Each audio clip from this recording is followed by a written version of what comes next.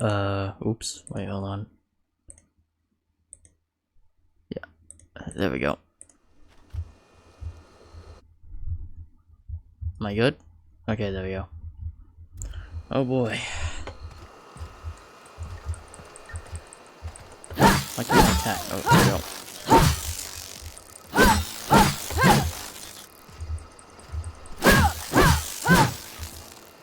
Alright.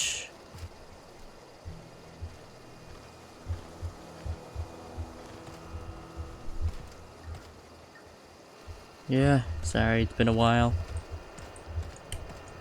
Why is my controls not? Hold on.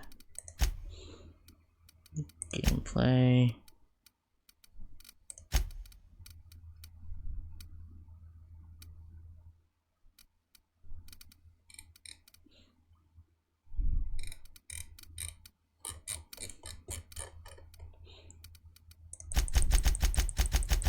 Seems to be delayed whenever I click.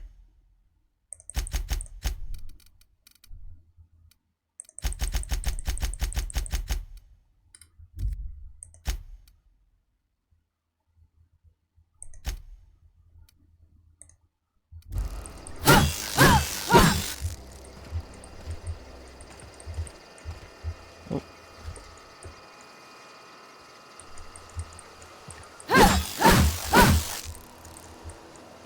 Okay. Right. So then.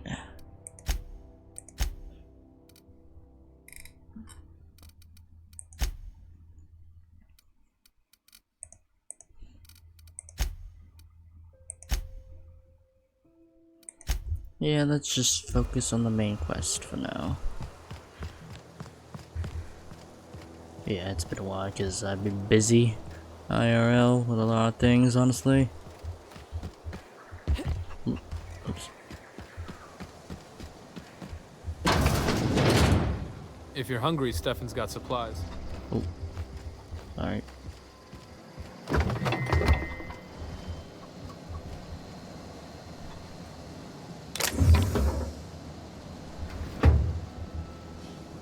Got it. Inside voices. Always love the ammo.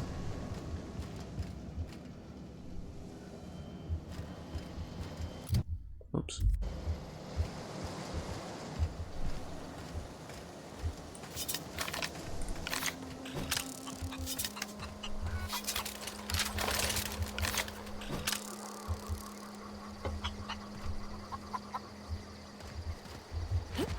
Let's explore the place a bit. You hungry? We got canid ribs, canid flank, canid snout too. Something I can help you with?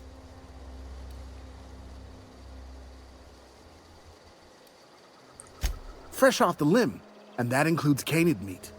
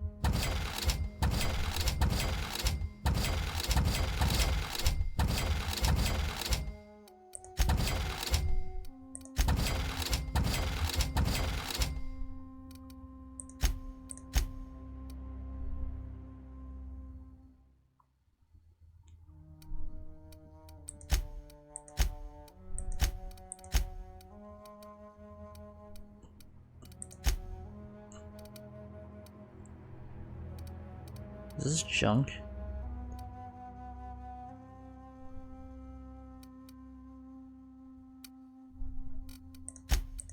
Oh, it is just junk, okay.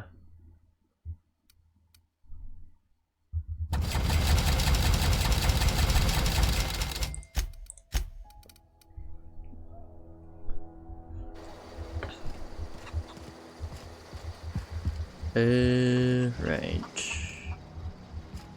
Anything new here?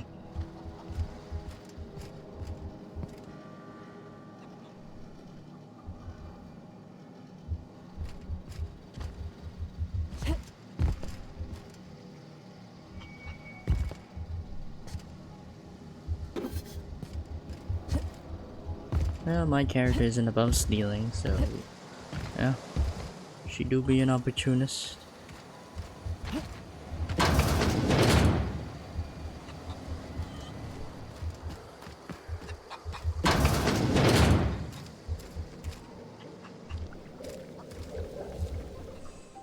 If you're hungry, there's meat turning on the spit outside. If you're bearing illness, find a place to lay your head down and I'll fetch you a poultice. Whatever your troubles with Edgewater, leave them at the gates and be welcomed here. Any questions, dear? You must be Adelaide. I have been called that, among other things. Green Thumb, grandmother, the strange old lady who keeps flowers. But yes, Adelaide will do just fine. Excuse me, Miss McDevitt? Sorry, it's just... You got such pretty trees in here. Why, thank you. You're Robert's girl, aren't you? I remember when you were but a sprout. Thomas speaks of you often. Are you staying long? You should try some of my tobaccorn tea. I brew it in an old spittoon, but it's been cleaned. Is this your greenhouse? No, dear. The garden belongs to us all.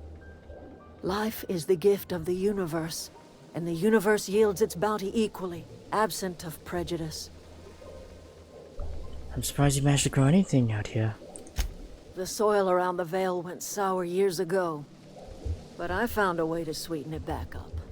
The secret recipe is a little bit of elbow grease, a dash of love, and a heaping pile of special fertilizer. Looks like you made a home for yourself out there. A home for anyone who's ever turned their backs on Edgewater. A home for those of us with nowhere left to go and nothing to lose. So, like the spores of the puffball, cast on the wind and alighting on fresh soil, we put down new roots. Why did you leave your old home? It is an unpleasant story, dear. But the short of it is that sometimes one wakes up and realizes the place that was once her home for much of her life has changed. The home in which we spent our lives has left us behind, and so we must move on. And that is as much as I will say on the subject. Reed sent me to make peace with you. Reed Thompson? You here on behalf of that cold-eyed reptile? Let's hear it. What's Reed's idea of peace, then?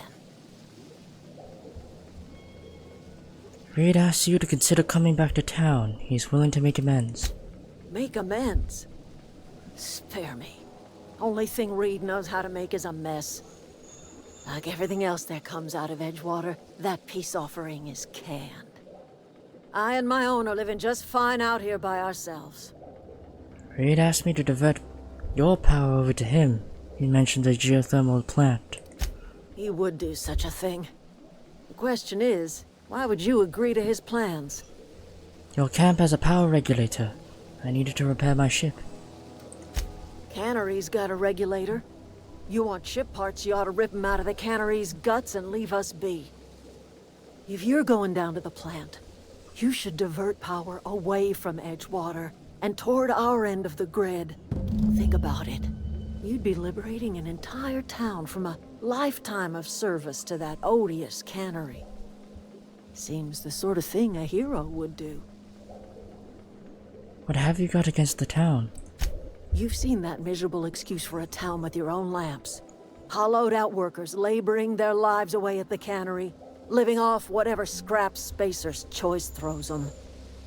You know that's true, don't you, Ms. Holcomb? Your father died of overwork. His heart gave out. He was tired all the time, sure, but he was old, ma'am, and he raised me all by his lonesome. Look what they did to this child. Lost her family to the company, and still she defends them. Let's say I help you. What happens to Edgewater?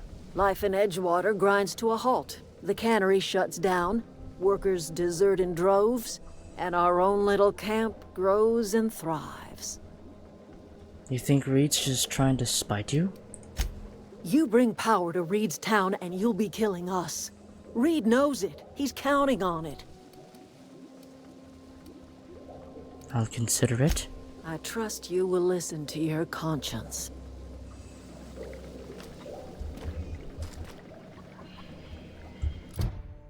Alright.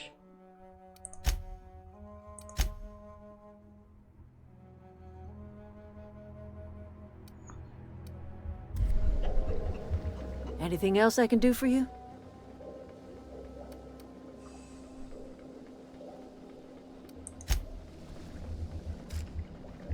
Where are we headed?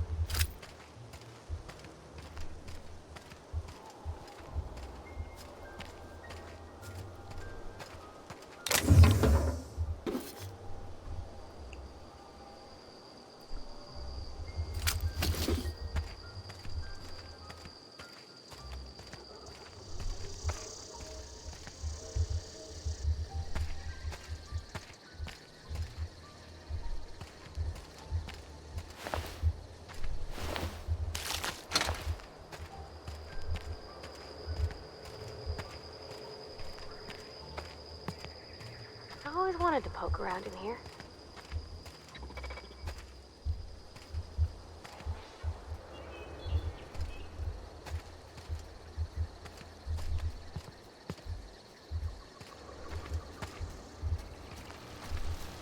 System.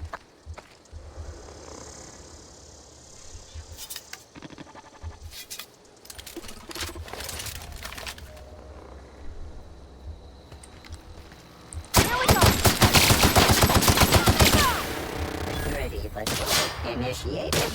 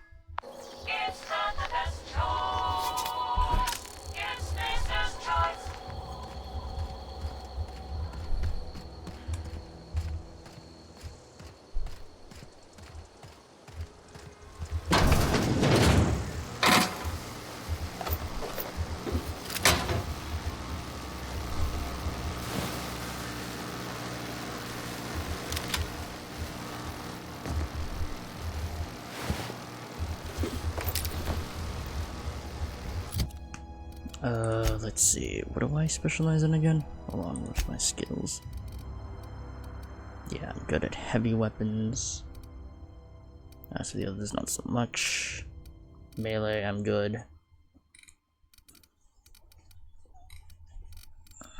Not really good at engineering as much, which, yeah, not really much my specialty.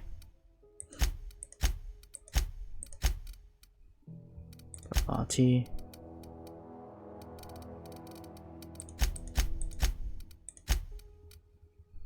Is this heavy armor? Oh, it is. Nice. Do I already have this? Oh, this is actually better.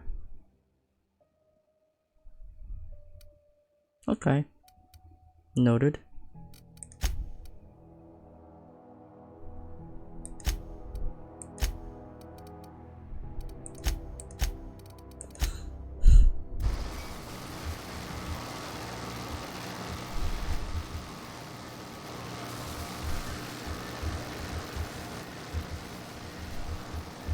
Something you need?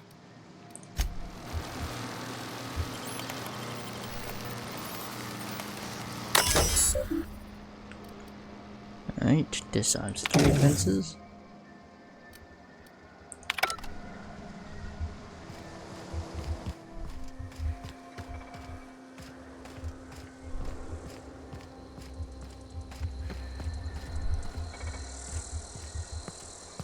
Got it. Heads down.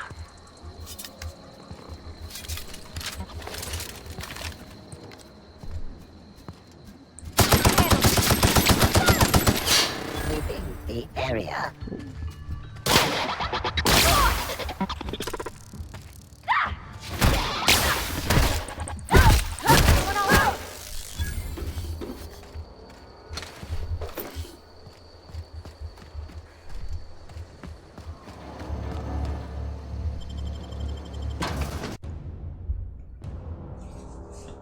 Alright.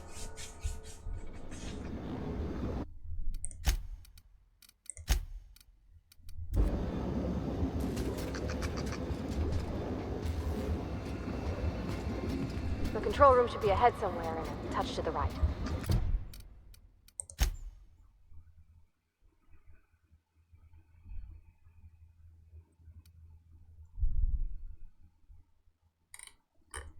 I hope we're doing the right thing.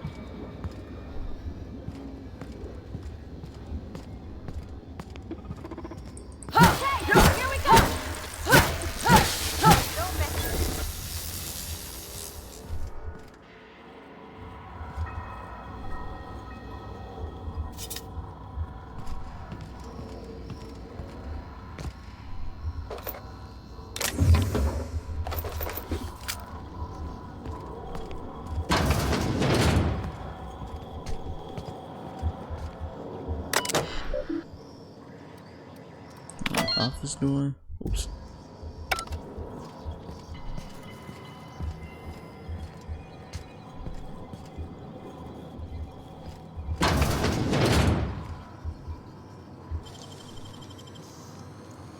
Easy.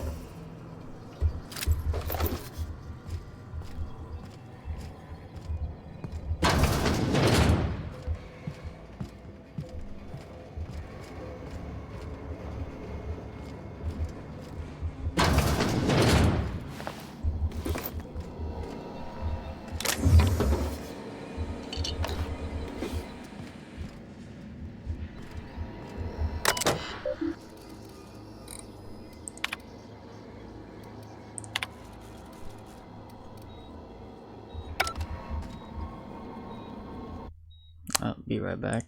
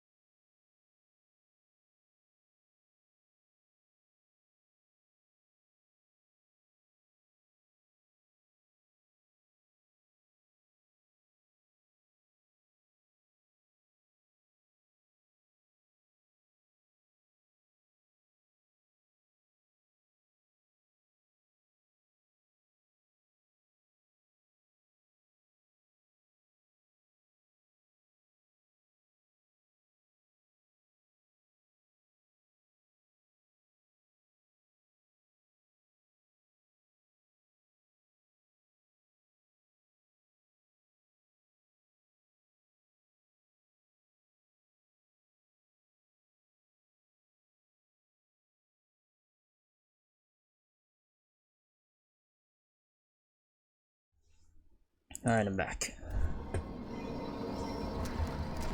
Well, it seems that everything went to shit in here. The mechanicals kind of went haywire.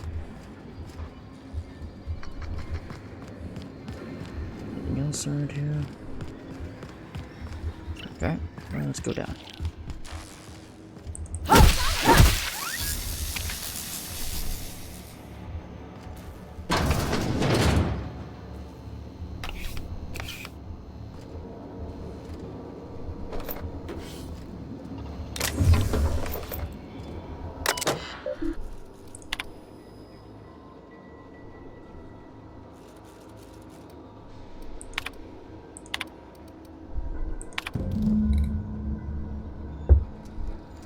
Okay.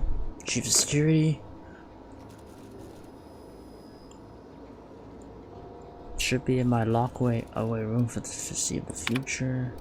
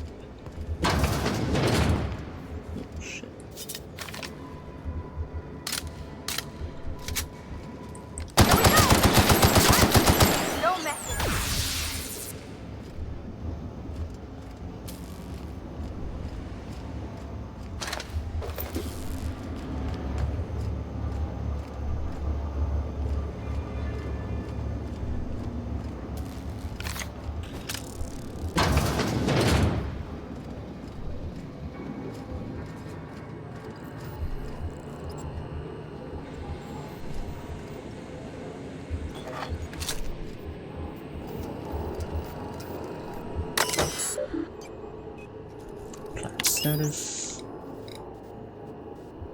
22% efficiency. Power is being distributed to Edgewater, Sultana Cannery, and Botanical Laboratory.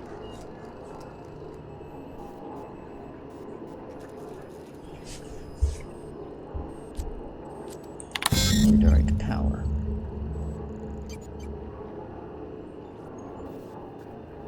Safety failure detected. Oh. Is an irreversible procedure. Failed. Manual override required. Please activate all 3 electrical track switches.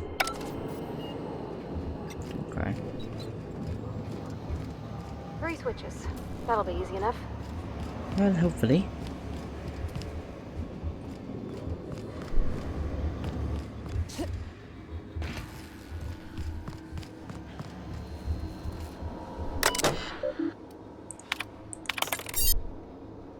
Oh, we already have it.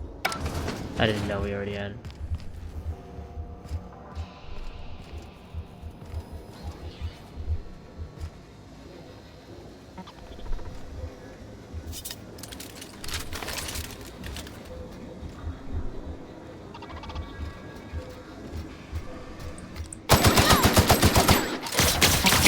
Unexpected noise.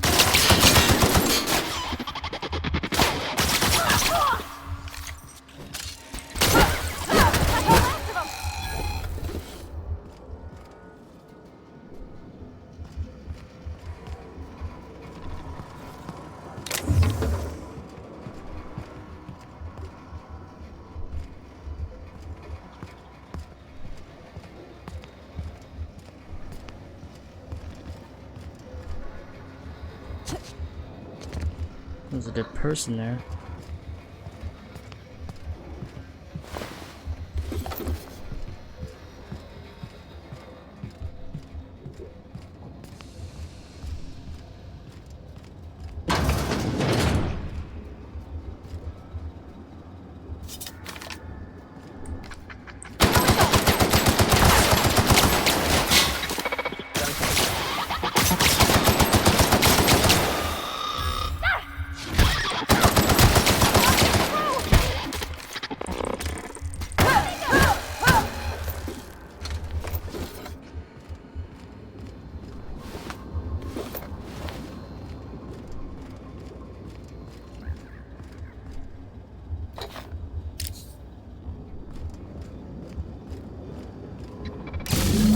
Two more. What'll happen to Miss McDevitt's folk if we send power to the base?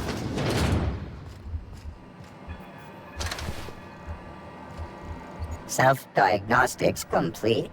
Navigation systems operational. Combat systems operational. It's not the best choice. It's the spacer's choice. That is odd. Why aren't you attacking me? Hostile actions towards spacer's choice mechanics are contrary to logical directive. Conclusion: all hostile automechanicals must be defective in compliance with spacer's choice policy. All defective automechanicals must be permanently dismantled. Please allow me to assist. Let me get this straight. You want to help me destroy other mechanicals? Affirmative. Mechanicide protocols loaded. Awaiting confirmation. Confirmation granted. I like the sound of that.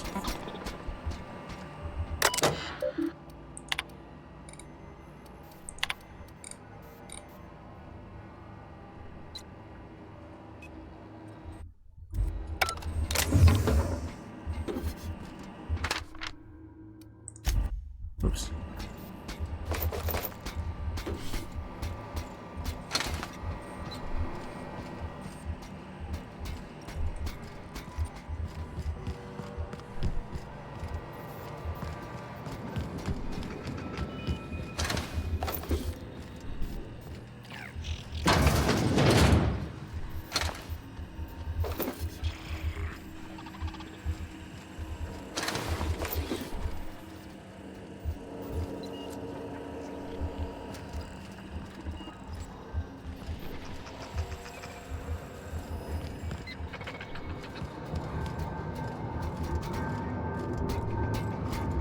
Not real. You're not real. Someone alive here.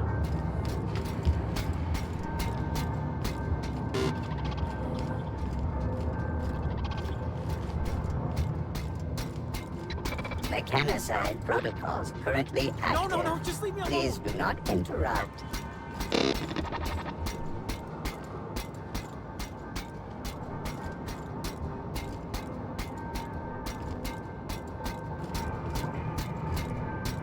Alright. Go away, Phantom. Where are you? Who is... Hold on. You're not real. You're not real.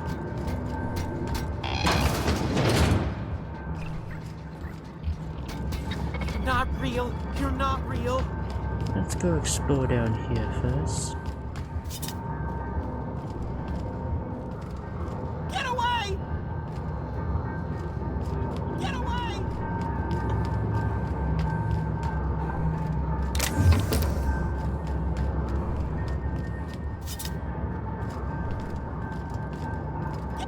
Get away! You're not real. You're not real. Get away from me, Phantom. Shoot! Scram! Calm down, I'm not trying to hurt you. You can talk? The Phantom's never talked before. Well, I knew I shouldn't have eaten that sprat raw. See, Higgins? This is why you must always boil your sprats before ingesting. Slow down and tell me what's going on. Clearly, I mistook you for one of the phantoms of my imagination, which terrorized me on occasion. Chester D. Higgins, The D stands for definitely not insane. I use it as a reminder. What is it you do here?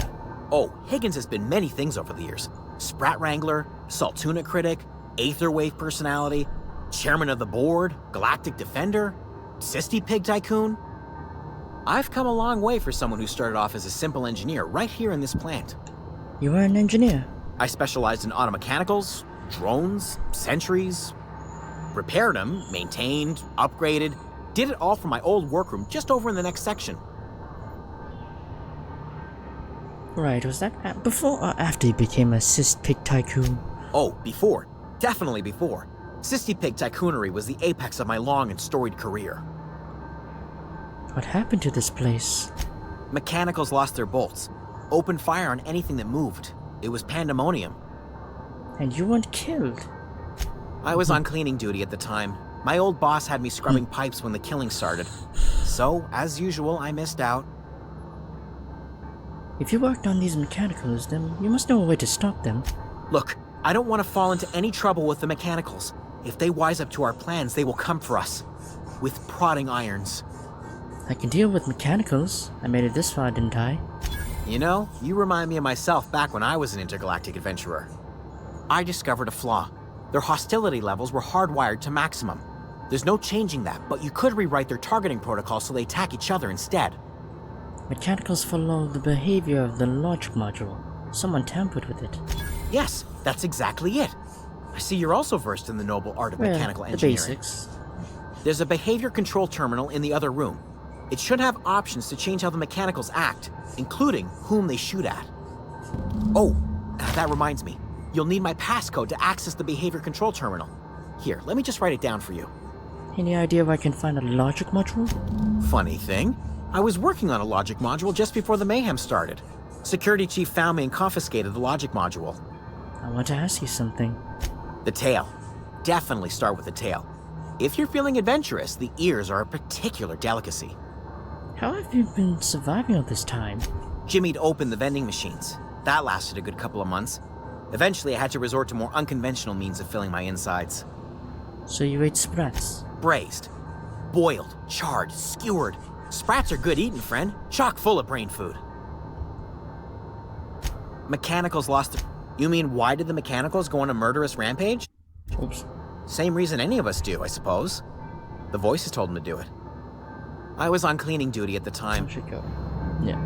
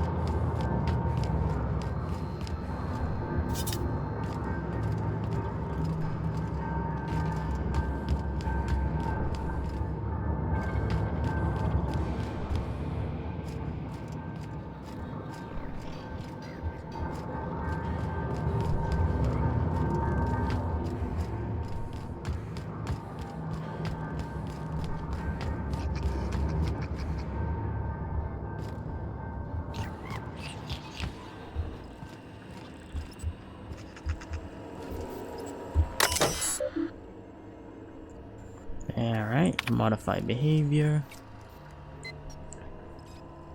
Guard mode. Guard mode targets intruders. Select. Target your agent, all this is punishable by company law. Your infraction may be noted in your permanent records. Okay. Define intruders.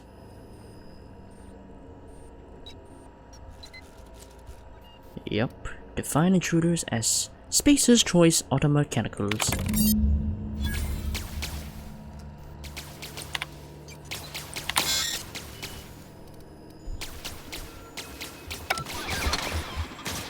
Alright.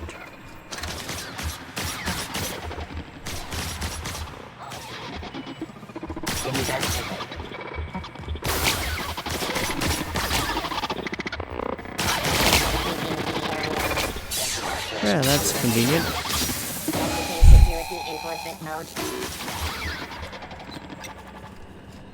Alright, nice.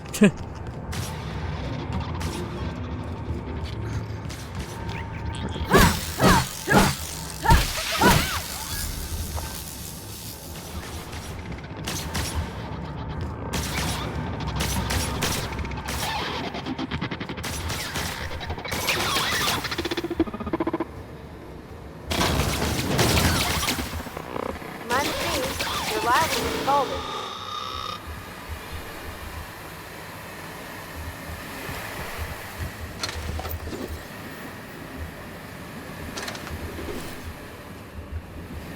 Did they all kill each other? Or is there one remaining? Shut off the steam valves. Oops.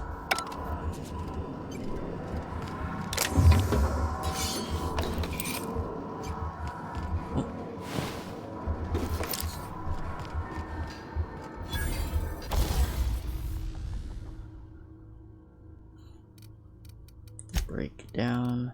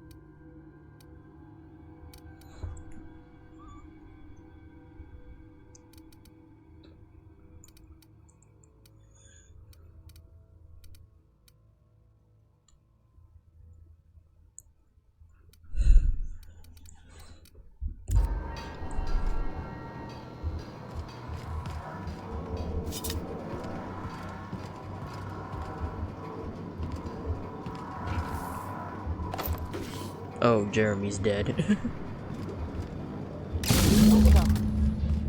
If we send the power to Miss McDevitt, what happens to the veil?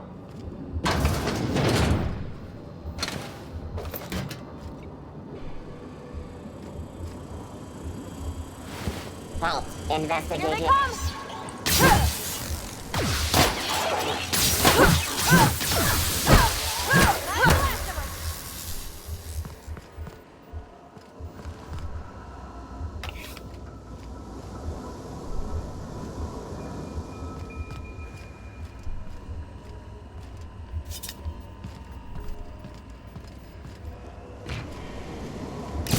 The last. I'm not sure what the ride is. All I know is the decision's final.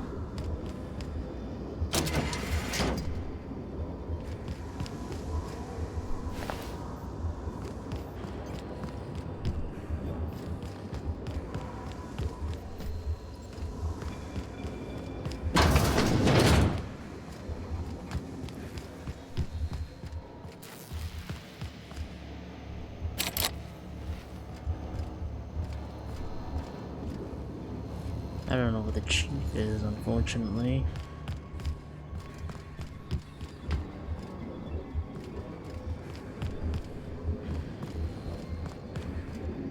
fuck is the chief?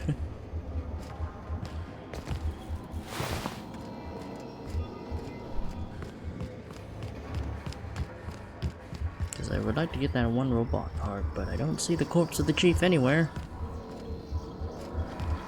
Don't know where the hell he is.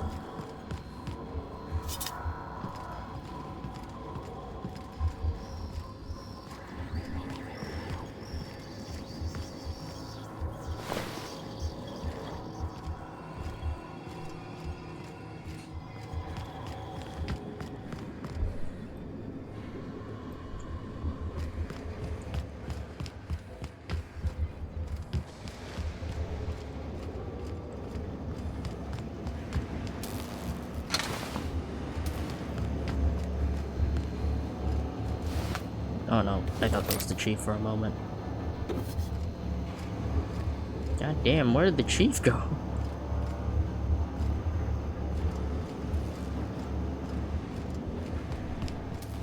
Once we do this, there's no going back. Indeed. Excuse me, ma'am. Look, I know you want your power regulator and all, but I just gotta ask you. Do you understand what you're about to do? I wouldn't mind hearing your opinion. I don't think you should cut off Edgewater's power. I think it would be cruel. I'm sorry. That just sort of came out all at once. Edgewater's hurting.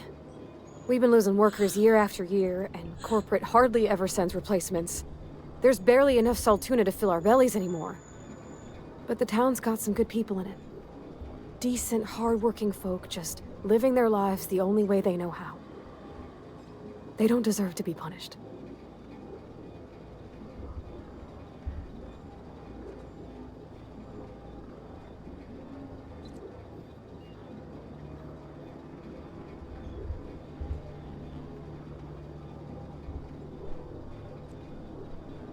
He tells me Edgewater's going to die without workers and power. That sure sounds like Mr. Thompson. If he was standing here, I imagine he'd remind us of how we're all one big, happy Spacer's Choice family. In Mr. Thompson's eyes, those deserters are still part of the Spacer's Choice family. The family must work together in order to survive. I hate to say it, but I think Mr. Thompson's got a point. Unless those deserters come back, Edgewater's as good as dead. Cutting off their power might be the only way. I see your point. I think I'm ready to make a decision. Sorry, I didn't mean to babble on like that. I felt like I had to say something. Let's get going. Redirect power. Yes. Well, my character is an opportunist and well, getting more corporate favor means, well, more power and more money in our pocket. So, Edgewater.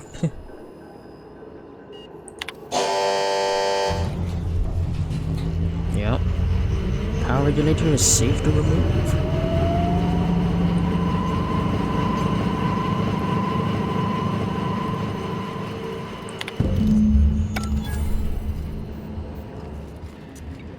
And now let's yoinky spoinky that power regulator. We need that for our ship after all.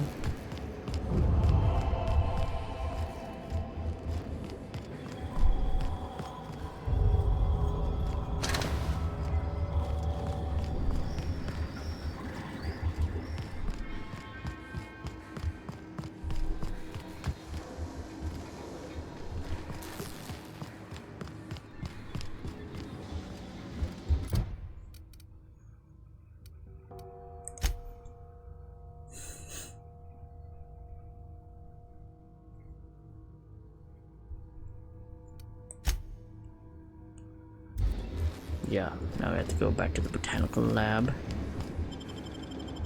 Actually, wait. No, I just need.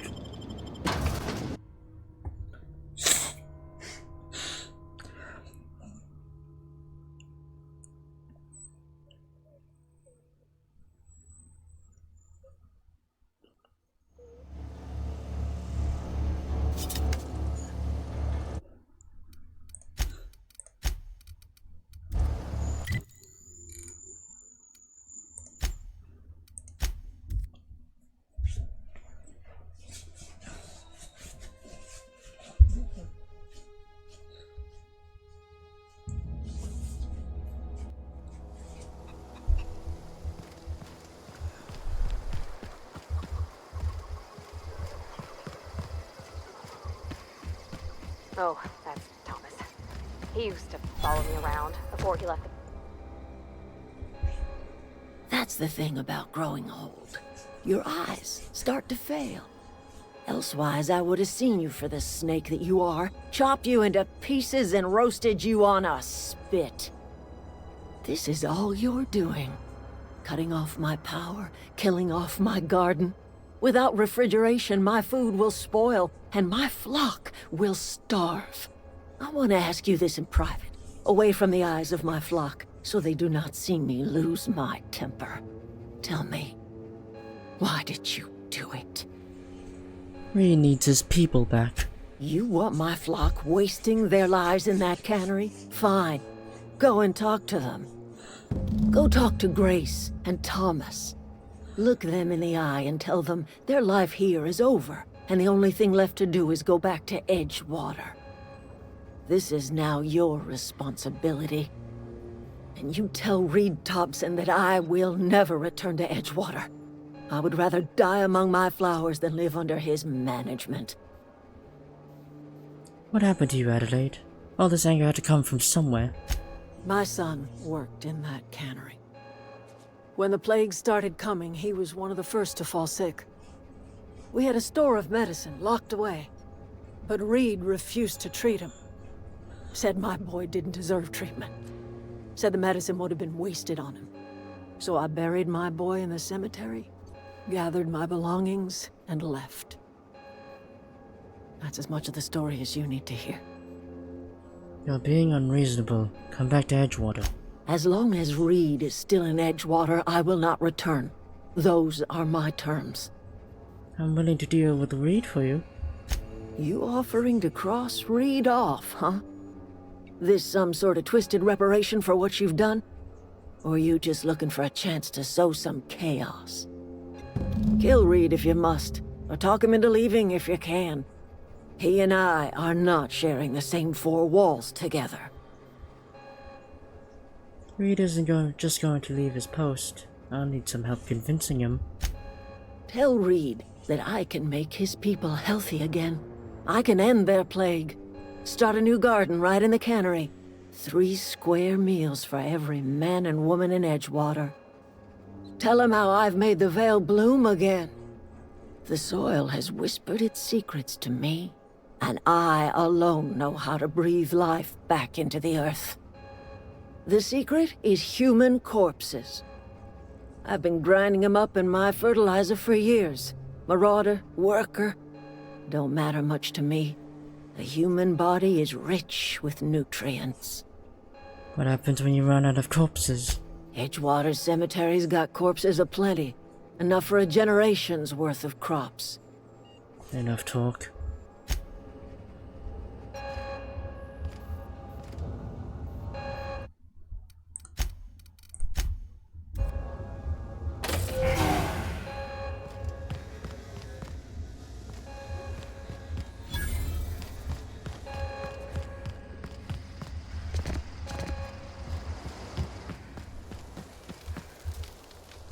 Everybody keeps staring at me. It's not my fault the power's dead. Whoa, Miss Parvati. Hey, you're, what, how are you? Hi, hello. Are you, are things safe out here? How are you keeping? Great, just great. I've been trying to keep stuff running, just like you. Only I'm not so... Wait, they didn't kick you out, did they? Oh gosh, no. I'm just along with this lady here. I seen you wandering around here. You don't look like you're coming from town. I'll take that as a compliment. Well, what I meant was you're reasonably well armed and don't look stricken with plague. Sorry, I just wasn't sure if you were from town or if you were one of us. Something's been chewing at me, you see. Fact is, I've been, well, lying. To everybody here. Camp thinks I'm a mechanical genius, but I couldn't fix a busted chair. Why are you telling me this? Well, because I needed to tell somebody. You ain't one of us, and you ain't from Edgewater, so maybe you won't judge me as harshly. You ever heard of the Young Spacer's Guide to Mechanical Engineering? Comes in a set of 3. If I had my hands on one of those data pads, I could teach myself the ins and outs. Those are good. My dad kept a copy with him when he was working in the cannery. I know the old community center kept a copy. Should find another one back in town. If you could find me even one of those pads, I'd be greatly obliged. I expect a fair price for my trouble. I'll pay you for every pad you bring me. If, by some miracle, you can bring me the full set, I'll give you something pretty I've been saving for a lucky day. You mentioned 2 pads. What about the third? I wish I knew. I wager the town had the full set once upon a time. Where the third's gone, I can't say. Well, today's your lucky day. I got one of the data pads you wanted. No kidding! Really? Well, which one? Part 1, found it in the community center archives. Look at that! Building a computing machine out of Spectrum potatoes, a primer. I'm just glad it survived all these years. I appreciate you going through all that trouble. One data pad's enough to guide me down my newfound path. Just remember, I got something saved for you if you find me all 3. Hold on, I got more for you. Well, don't keep me in suspense. The elusive Part 3. Someone stashed it away in the old geothermal plant. The geothermal plant? Now that is just incredible! You really went exploring down there? Adelaide always told us it was swarming with hostile mechanicals. 2 whole data pads? Be still my beating heart. Oh, almost forgot your payment. I wanted to ask you something. What's on your mind? How long have you lived here? Couple months. This camp's my home. People you see milling about, they're my family. At least I think of them that way. I owe them my life. Would have died in the wilderness if they hadn't chanced upon me, starving and delirious. You won't survive without power. It's time to go back to Edgewater. I've been thinking about going back. I'm not much use to anybody here. I get sick thinking about working at the cannery. I can't do that again.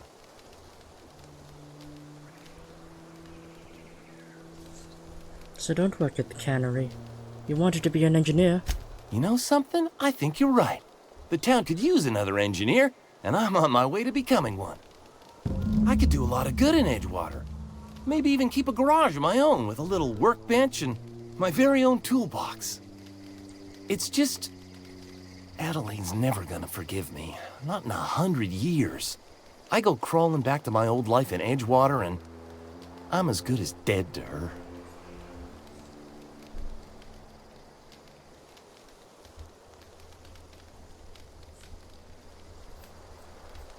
Leave Adelaide behind, then.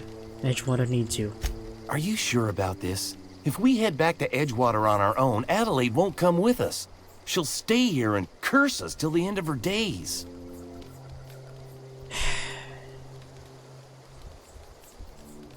The question is my character willing to go through all of this? Just to get Adelaide to rejoin Edgewater.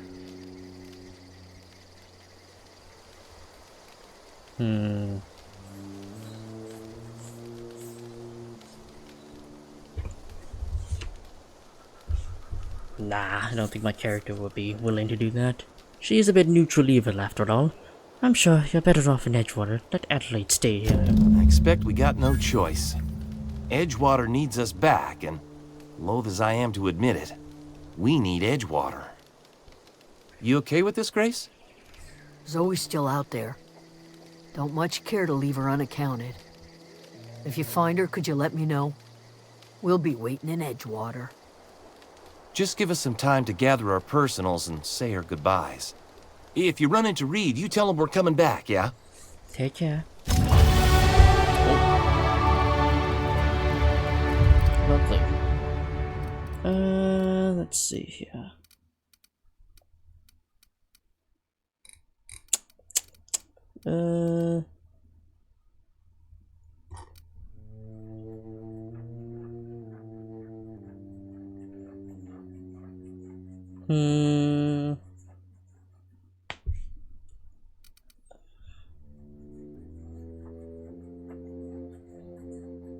I think...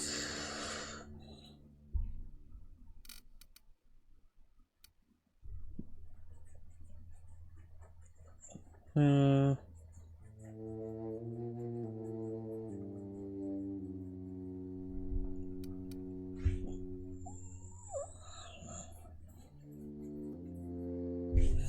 Hmm...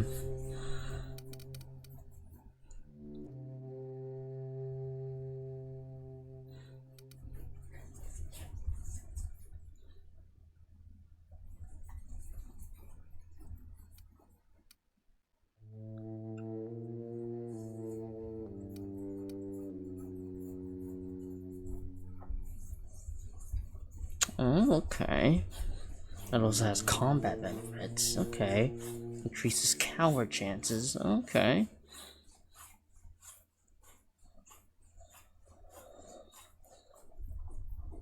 Hmm.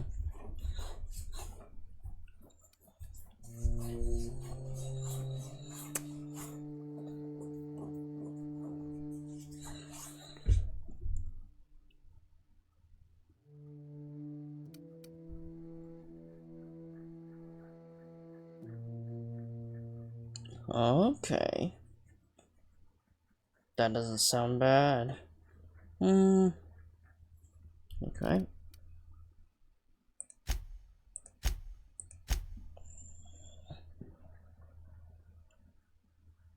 Hmm. Yeah, might as well just go all in.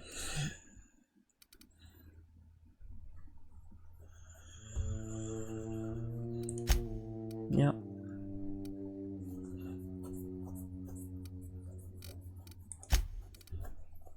Now what do I go for?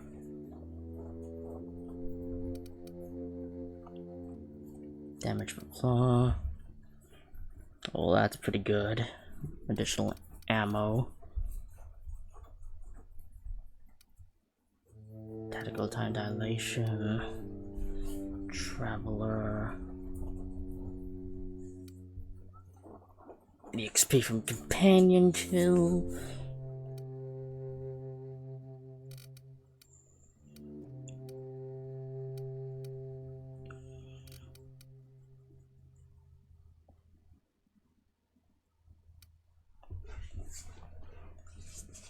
I think I might. But then again, I haven't really had any trouble with ammunition as much, because I often switch to melee. So, okay. So I could take high maintenance or cheetah.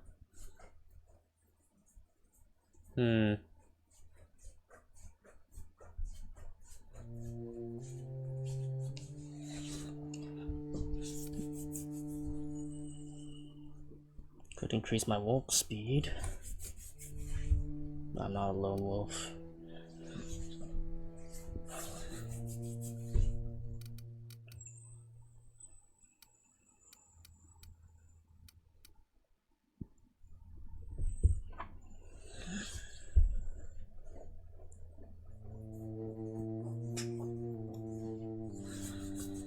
But then again, I'll take this one. Yeah.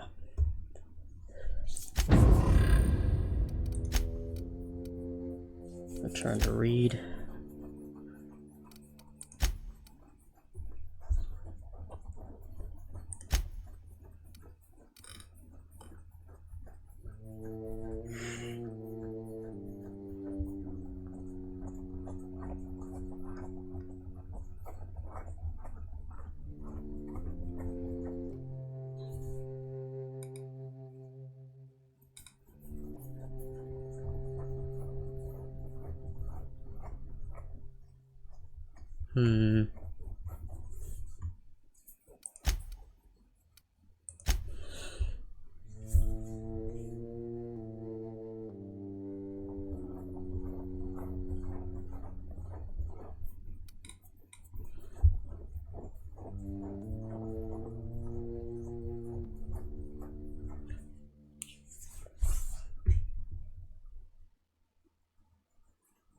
to the control room, but I didn't see anything in regards to the chief there.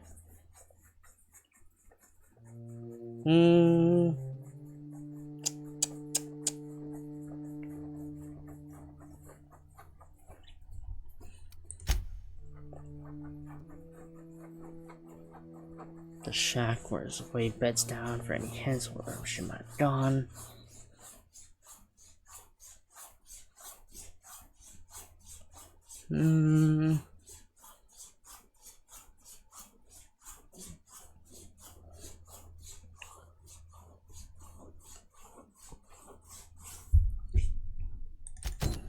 I'll try that. Don't see why Thomas can't just get the generator up and running. Something I can help you with? I'm told one of your numbers gone missing. You mean Zoe? Yeah, we were pretty close. Not like her to go loping off. What happened on the day Zoe disappeared? Zoe and I were gonna watch the serials, as is our custom. She never turned up. I looked around, but she was nowhere to be found. You sound like some type of corporate fixer asking all these questions. Tell me a little about Zoe. Zoe was always obsessed with this serial. Masked Marketeer. A scion of Byzantium turns to banditry and teaches his marauder companions the wisdom of free market economics. Shame she up and vanished when she did. I had a surprise lined up for her. Was she acting strange before she disappeared? Can't say I recall Zoe ever acting strange. Well, except for her habit of writing things down on scraps of paper. She called it journaling, but I think it's just plain odd. What was surprising about Zoe? The other day I got my hands on a genuine copy of the latest Masked Marketeer. I was gonna surprise Zoe with it, but she was gone the next day. Hold on, there's something else. Hey, I got time. What do you say? Nothing. With the power gone, we've got to conserve our supplies. Okay.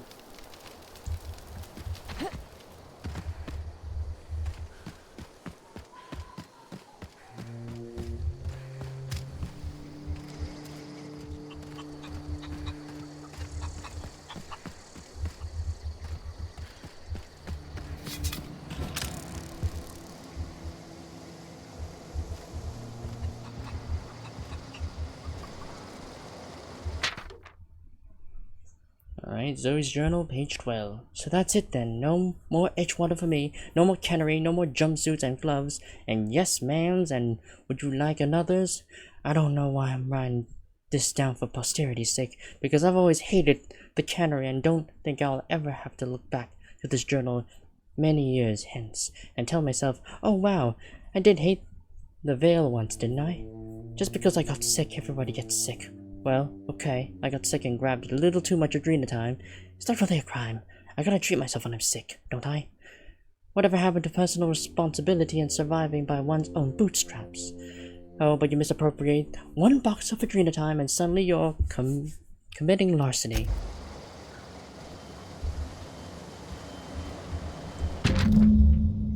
But today's the day, Zoe.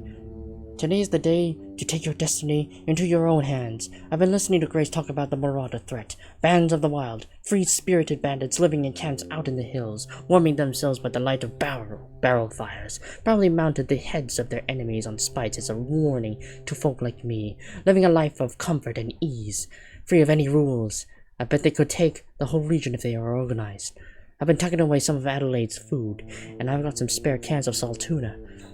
Should last me a couple of weeks if I ration. Got some adrenatime too. Everyone loves adrenatime. Even marauders, right? I got odds those marauders will let me throw in with them if I dangle a couple of syringes of adrenatime before their eyes. This is gonna be great. Look out, Terra 2. Bandit Queen Zoe's origin story has just begun. I'm gonna have a whole gang of marauders at my back and cold. Maybe I can even score some Rizzos.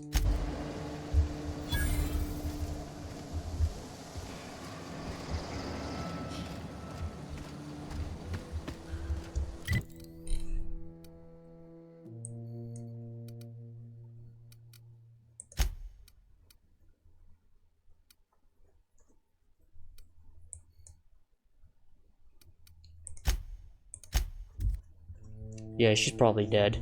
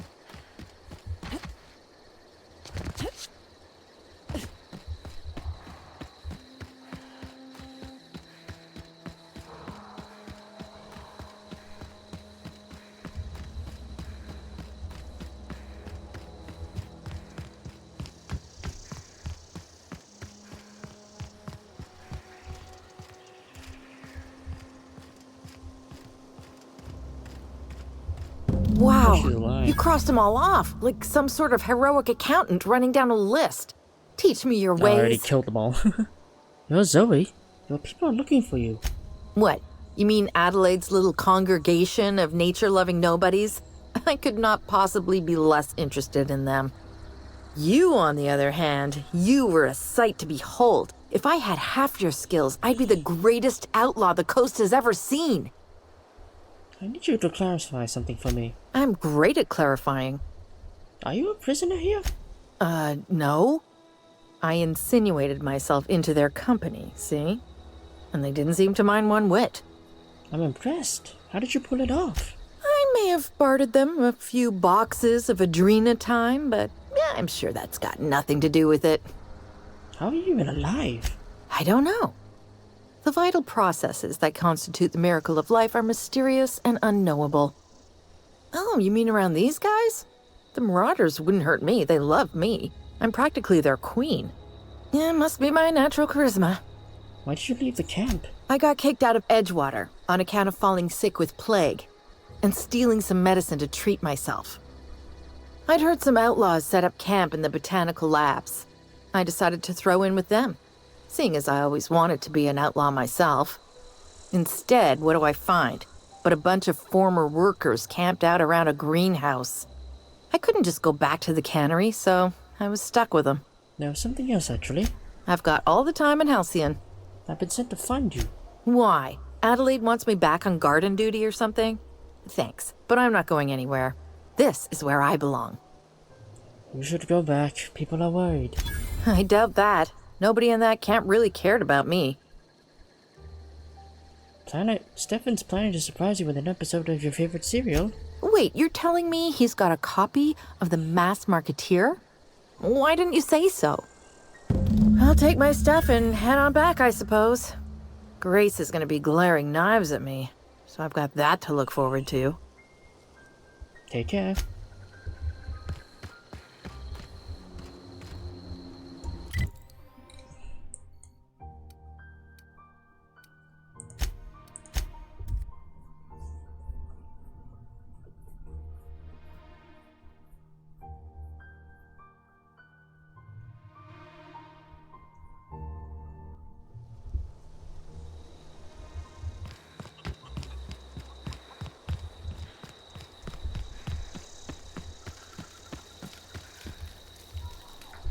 Back to the old cannery, huh?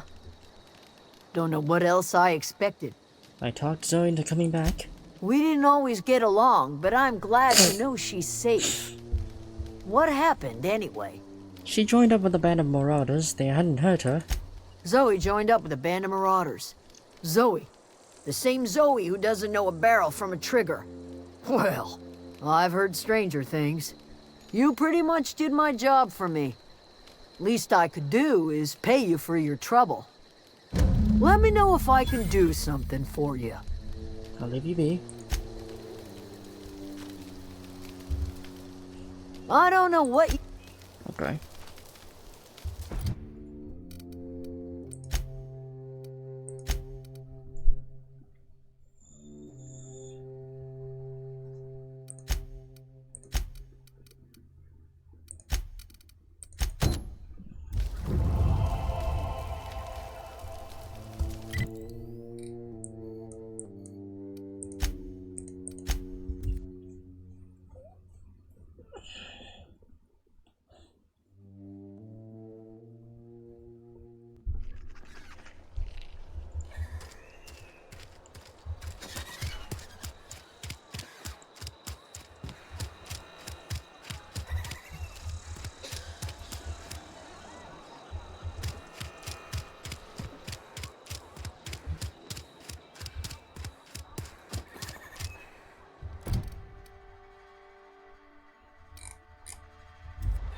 Oh yeah, it was in an unused office.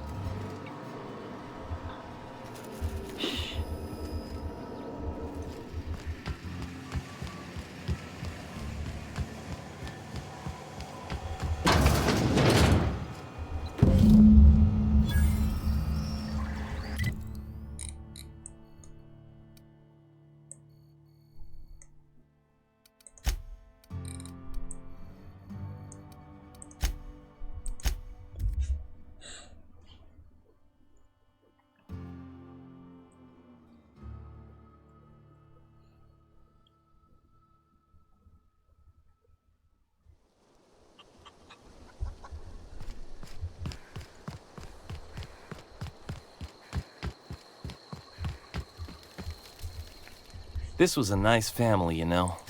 No kidding!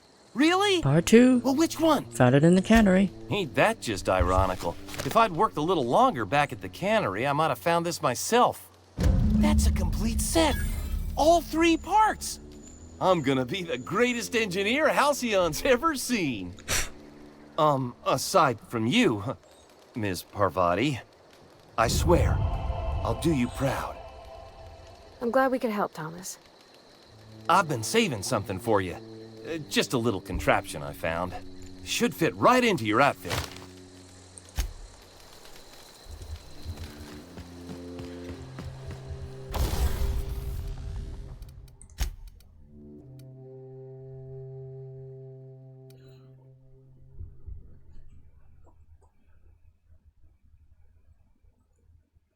Factory stock armor plating. Okay.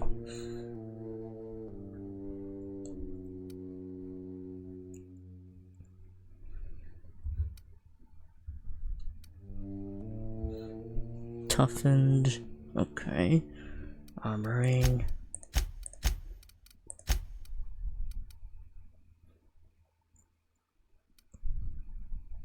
Interesting.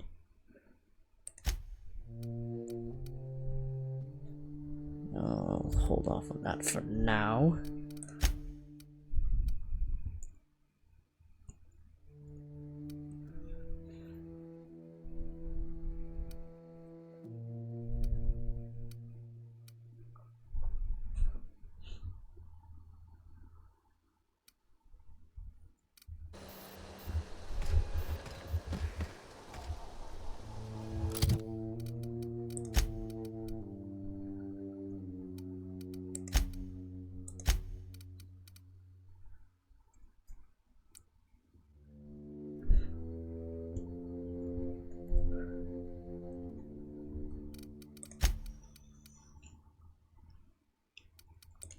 One 7.3. Oh yeah. Could give her a bolter pistol.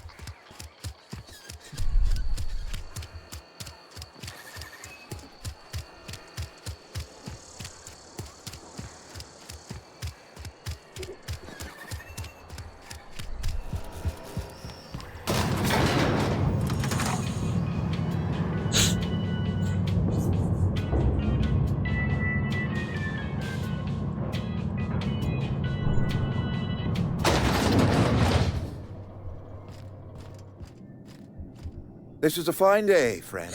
Power flows through our town like a cool stream of water. I trust Adelaide's people have seen their way to reason. So, when can I expect them back at their posts? Adelaide won't come back to town, but her followers will. That's good enough for me. Adelaide and I have a history. Was unlikely she'd ever come back. But hope springs eternal. We are in your debt. I am authorizing you for a discount on all official Spacer's Choice products, courtesy of the people of Edgewater. Wait, there's something I've been meaning to ask you. By all means. I met a worker by the name of Thomas. Says he wants to be an engineer. Thomas? Thomas Kemp? I remember him. Had to write him up for daydreaming a few too many times. He's a decent mechanic. Parvati will vouch for him. He tries real hard, Mr. Thompson. This is something he wants to do. That'll make him twice as good. You may be right. And with the town set to grow, it is time I invested in a new mechanic. You have your workers back. What happens now? This whole fiasco is not one I am keen on repeating. I was too hard on my own workers. I pushed them to their breaking point. Good for you. With more hands at the cannery, I expect productivity will rise. I expect we'll grow. And I expect I can ask corporate to send us some more medicine. We'll survive, one way or another. All right.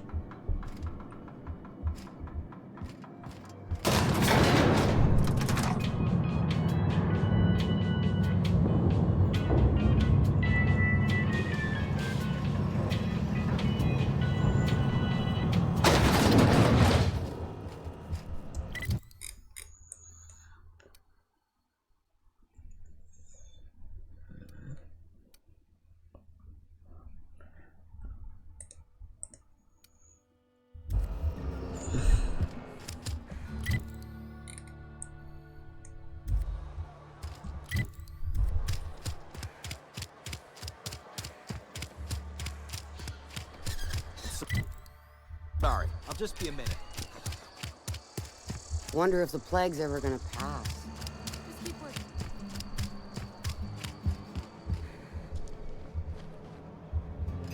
Spacer's Choice, the brand of music to my ears. Ooh, 32% discount. That's pretty good. So, do I have any? Oh. Yep, sell junk.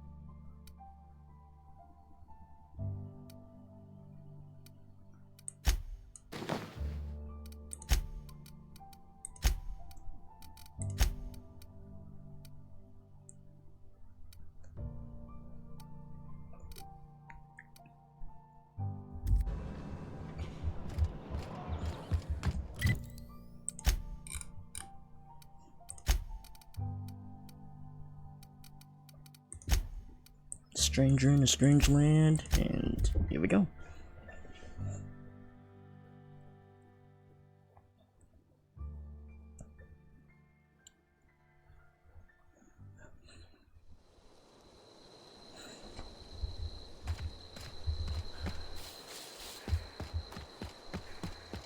Is this your ship? Oh my stars, she is just so handsome. Does she have a name yet? What's her drive model? Oh, gosh. Listen to me babbling. When I was in Edgewater, I dreamed of flying on a real ship, working on a real engine, belonging to a proper crew. I'm the only decent mechanic Edgewater's got, but every time I think of going back, I get this sinking feeling. I can understand not wanting to go back. You didn't seem happy in Edgewater. Oh, it's kind of you to say that. And you're right. I wasn't happy. I want to ask you something, and you can say no. But can I come with you? I could tend to your engine.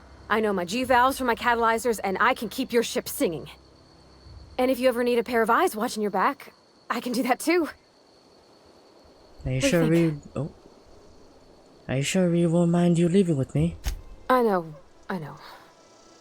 Mr. Thompson said I was to chaperone you about the Veil. Loan me out to you like I was Spacer's Choice property. Well, they may think I am, but I'm not.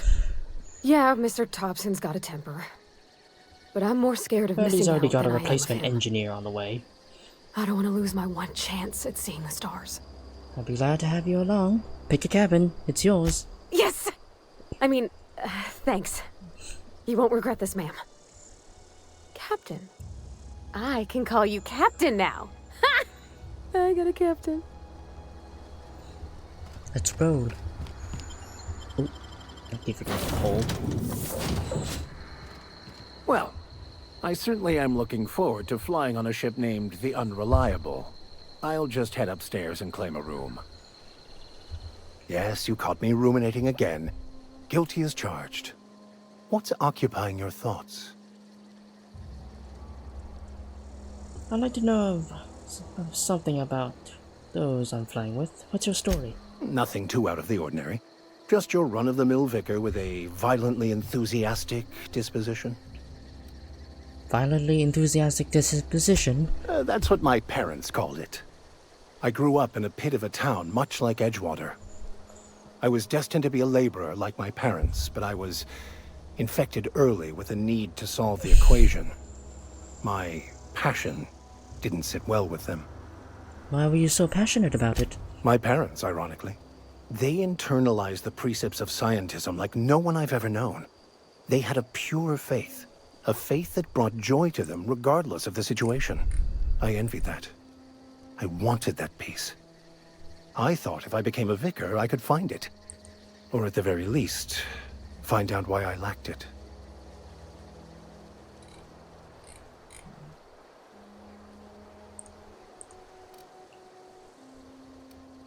But weren't they proud when you became a victor, at least? They thought I was fighting the plan, should have accepted my lot.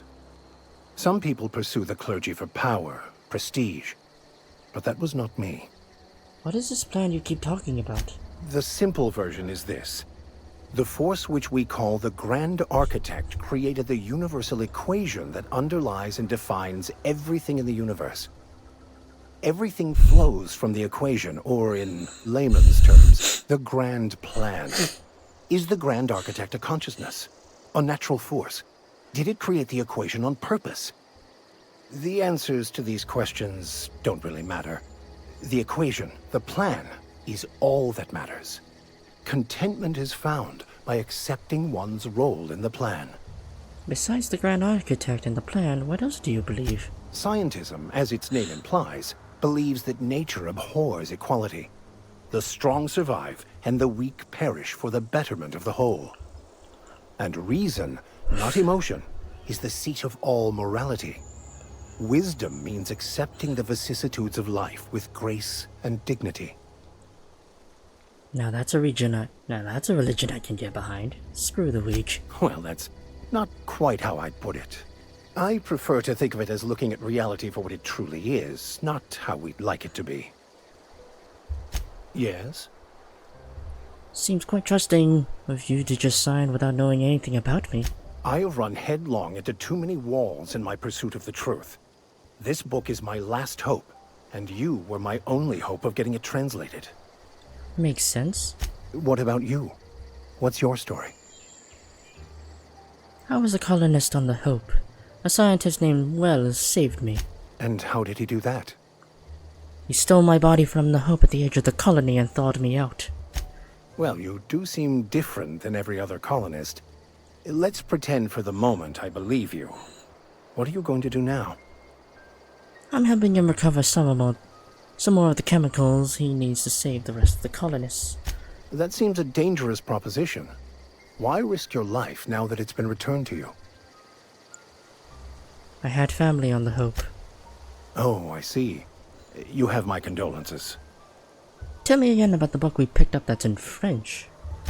Baconu, the author, had some interesting theories about man's perception of reality that I thought could be applied to our attempts to decipher the plan. Unfortunately, he was also one of the founders of the philosophist school of thought, so the book is banned in this colony. Any ideas we can find someone who speaks French in this colony? I've been thinking on that. There's a former infamous philosopher scholar who fled Terra 2 some years ago. He's an expert on Bakonu. He's also who told me of the journal's presence in Emerald Vale. If anyone in this colony could translate that book, it would be him. That sounds like a good lead, but how do we find him? That's a good question.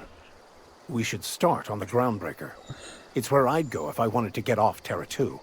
Great place to pick up a ride to Hephaestus, Scylla, even Monarch. All I need is access to a data cartridge from the security terminal. Their easily hackable system keeps a registry of all crew manifests for both arrivals and departures. How is that a simple vicar happens to be a highly skilled hacker?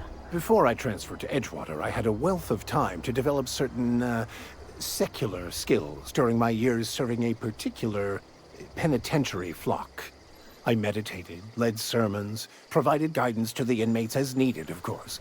I also played prison yard tossball and taught myself a bit about computronic security systems. Sounds good, let's go. Thank you, Captain.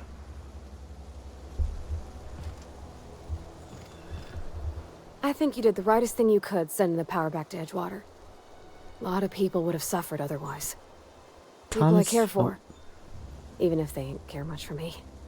Tom seems very fond of you. He's just interested in fixing stuff. He always used to follow me around, asking me to explain what I was doing. Like a puppy, kinda. Are you sure? He nearly fell over when he saw you. He never told me a word to that effect. And since he didn't, I didn't have to say nothing about feeling different. And nothing had to get weird. You mentioned something earlier that I wanted to ask you about. You mean why I'm not allowed in the store anymore? There seems to be a story there.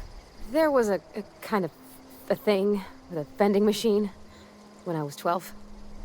You were a kid. That must have been forever ago. Sure, but folks got long memories around here. I've always been good with my hands, right? So I saw a lock on the machine and thought, oh, this must be how they refill it. But I had to know. So I did my thing, and next thing I know, there's a couple hundred bottles of 0G rolling out the front door and into the road. It's not funny. Right about then, a bunch of loaders came rolling in the gate, fresh off the salt tuna ships. And Mr. Thompson was up on the porch making a speech about how everyone would have to volunteer a third shift to get it all canned. Anyhow, you ever seen an auto loader run over a bottle of 0G? Go on. Exploded all over Mr. Thompson. One bottle after another as the loaders went by. I was just shy of working age, so Dad had to pay all the damages. Rose still angry at me. I can laugh about it now, but I just about puked up my guts in terror in the moment. That's the one time I ever made Mr. Thompson look a fool. Let's get back to it.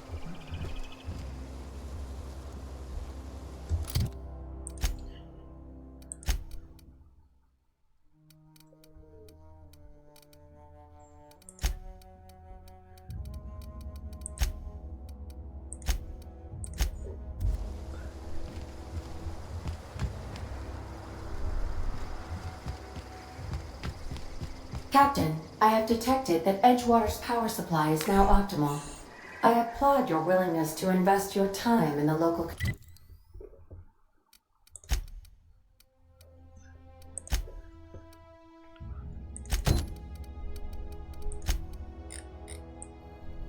Okay, we have to go to a different planet. Alright.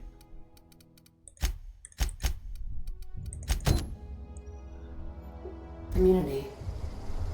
What can I do for you, Captain? I have a power regulator. Do you know how to install a power regulator? Yeah, I know what I'm doing. Outstanding, Captain. Your aptitude for engineering will prove invaluable in the event of another catastrophic engine failure. Our engine room is located behind you. Across the cargo bay, up the ladders. I'll be back.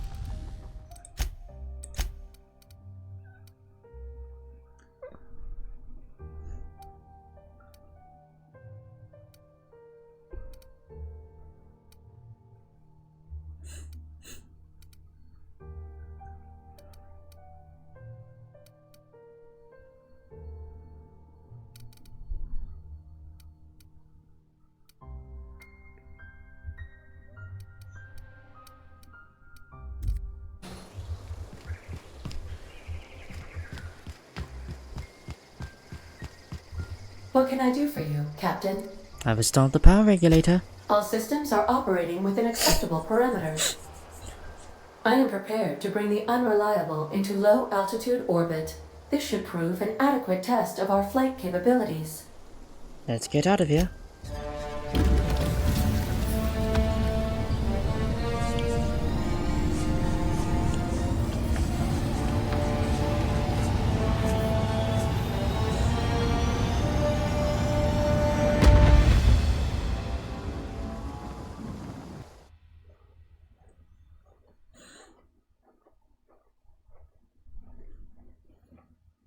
We have received a communication request from Dr. Phineas Wells. Good. I've been waiting to hear from him. Aha, there you are. Hale and hearty, and captain of your own ship. I see you're putting the unreliable to good use. Shame about her former captain. Horrible way to die. How are you feeling, by the way? I lost track of you in that cave back there. Experiencing any, unnatural drippage? Perfectly normal side effect of thawing, I assure you. I've been feeling a little bit lightheaded. Also, I can slow down time. Oh, that, yes, that's probably permanent. I wouldn't worry about it, though. I'm sure you're fine. What you saw in Emerald Vale is happening all across the colony. Food shortages, lack of supplies, and basic necessities. We're dying. The chairman, the minister, and all their lackeys on the board are to blame. The Hope has some of the brightest minds Earth ever sent us. If we can revive the Hope's colonists, they can help us undo the board's mistakes. They can help us set things right. You need to get to Stellar Bay on Monarch. I have contacts there. They'll help me, help us, find the chemicals to revive your fellow colonists. Gladys Kelly, lovely woman, runs a cozy little black marketing outfit on the Groundbreaker. She can get you a nav key to land on Stellar Bay. Why do I need a nav key to land on a planet? Strictly speaking, Monarch is a moon, terraformed badly, and almost completely lawless. You'll love it. Captains don't fly their own ships, you see. Your navigation terminal handles the, navigation. Think of a nav key as a set of flight instructions. The board's been confiscating nav keys for Stellar Bay, so we must rely on unconventional means of acquisition. Hence, Miss Gladys Kelly. Right. The Black Marketeer. Gladys and I have been doing business for years. Her smuggling credentials are unimpeachable. If anyone can get you a key to Monarch, it's her. Fine. I have a word with Gladys. Excellent. I'll send her a wireless. Let her know you're coming. By the way, I gave Captain Hawthorne a disguise apparatus of my own design, cutting-edge technology, years ahead of its time. I call it the Holographic Shroud. I'm sure it will prove remarkably useful to you. You'll find it in the captain's quarters. You want to explain what a holographic shroud is? Marvelous device. I'm quite proud of myself. The shroud changes the user's appearance to mimic that of another.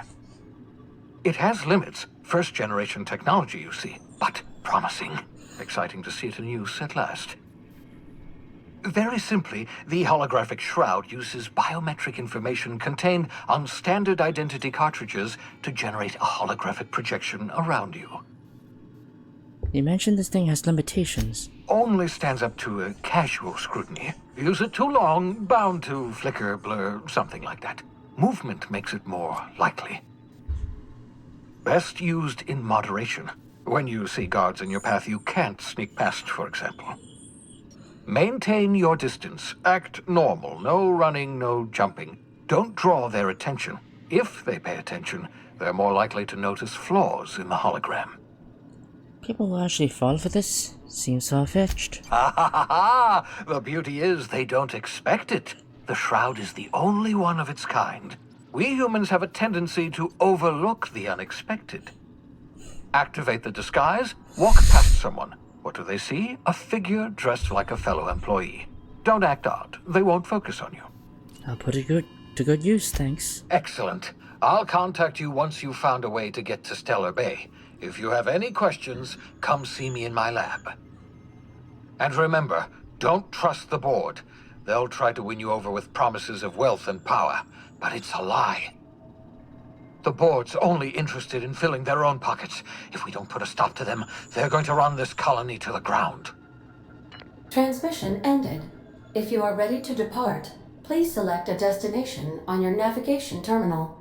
Got it. Oh, another level up. Alright.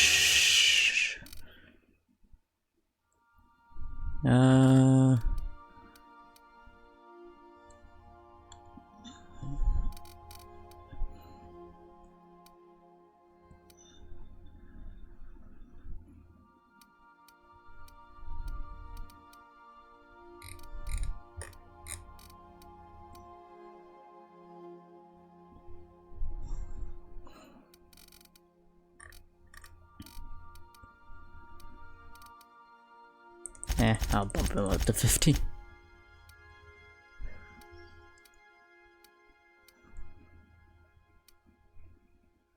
I'll revert.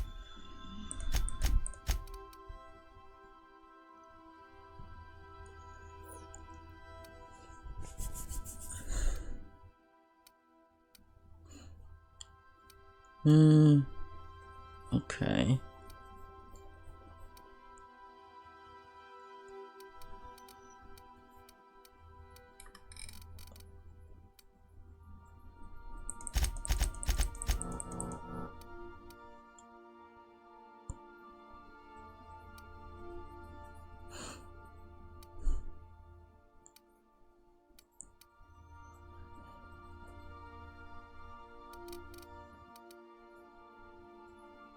Yeah, I want to improve my medical.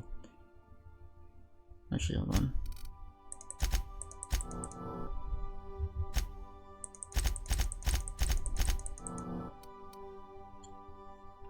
Yeah, I wanna. Probably want a second inhaler slot, and then I'll focus on improving the other stuff.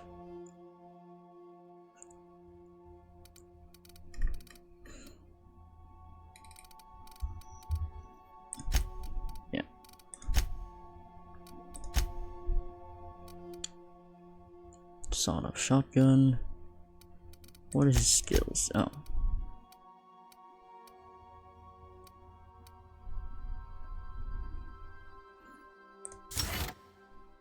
Yeah, apply.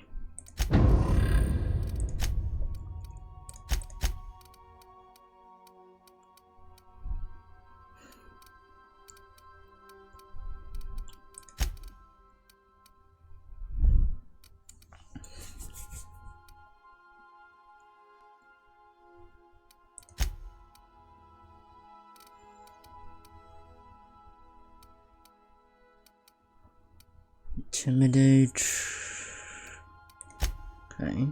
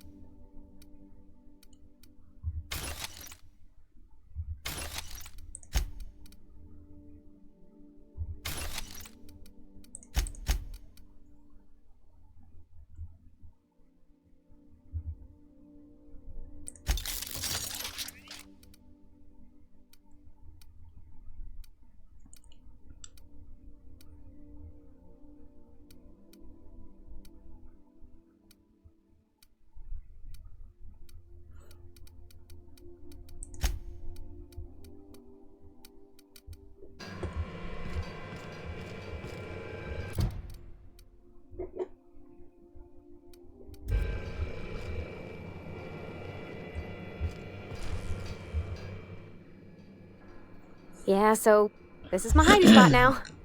I was looking for a place that was quiet. I figured the kitchen would be louder than the hold, so here I am. Cozy like, ain't it? How did you learn your trade from your father? It sounded like it when you talked to Reed.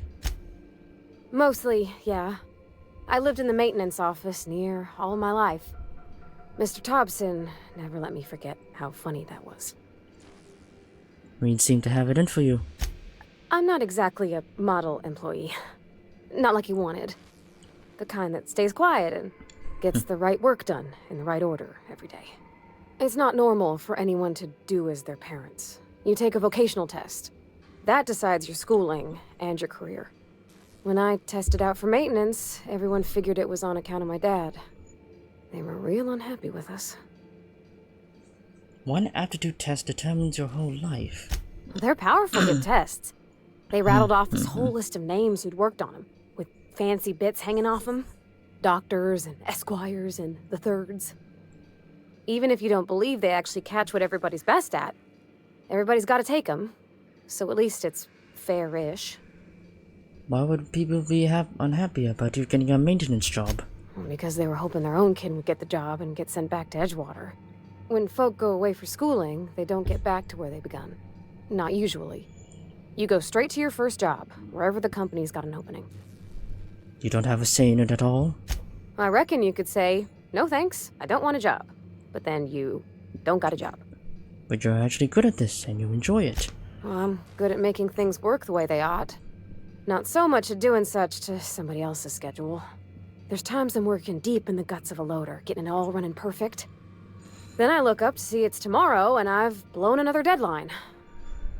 Anyhow, I was happy to get back home. I didn't care much for schooling. You didn't like your classes?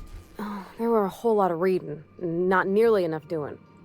Like, before they'd issue you a wrench, they wanted an essay on the design of different wrenches.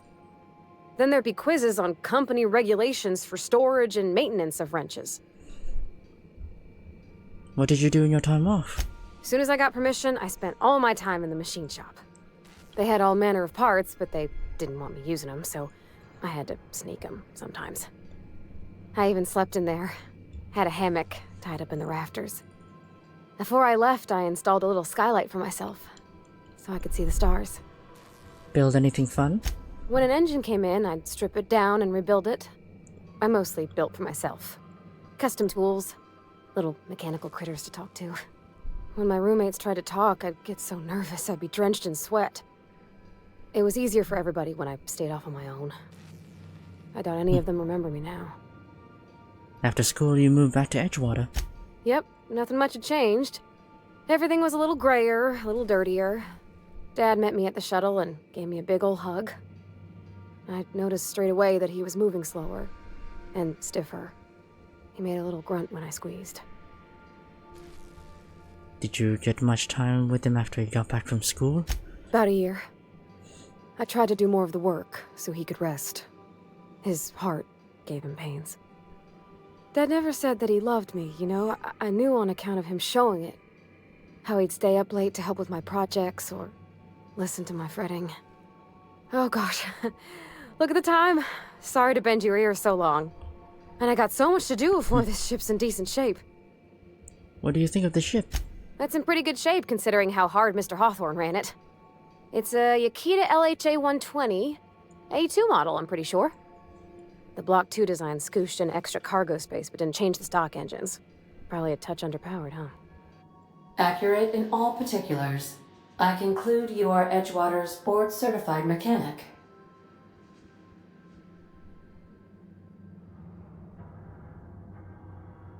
Apparently Ada's the one who actually flies the ship.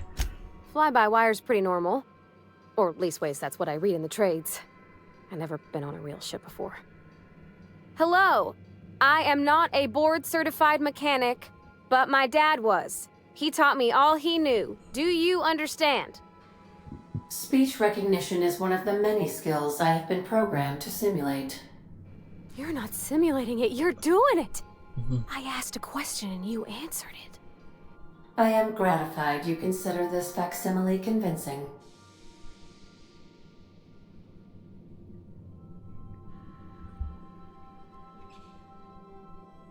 Ada, Parvati will be fixing you from now on. I expect full cooperation. I am at your disposal, Ms. Parvati. You will find the technical schematics in the engineer's locker, though I'm afraid Captain Hawthorne has lost the owner's manual. I don't see any holes in the hull. I'll take a good squint at her, make sure everything's tip-top. But I think we're cooking with plasma torches. You can do that, you know.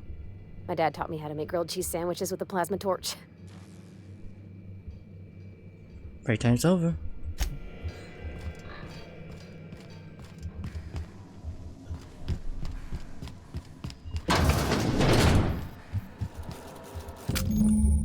Alright. Provide you have the correct ID cartridge for that area.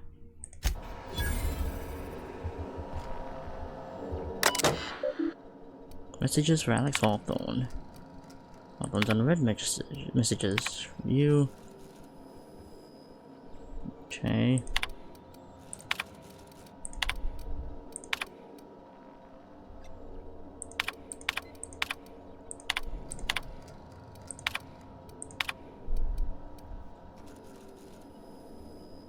Okay.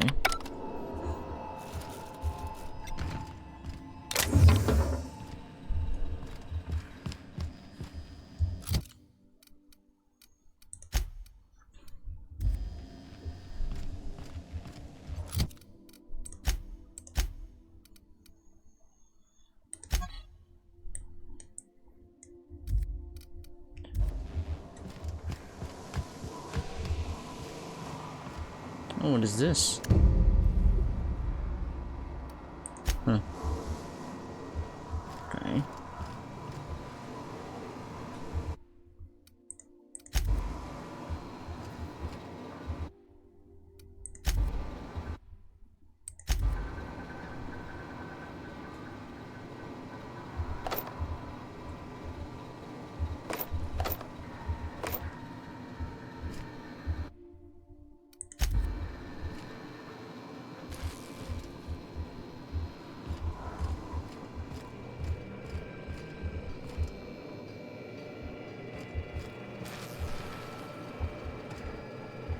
By verity, by strength. What are we contemplating today?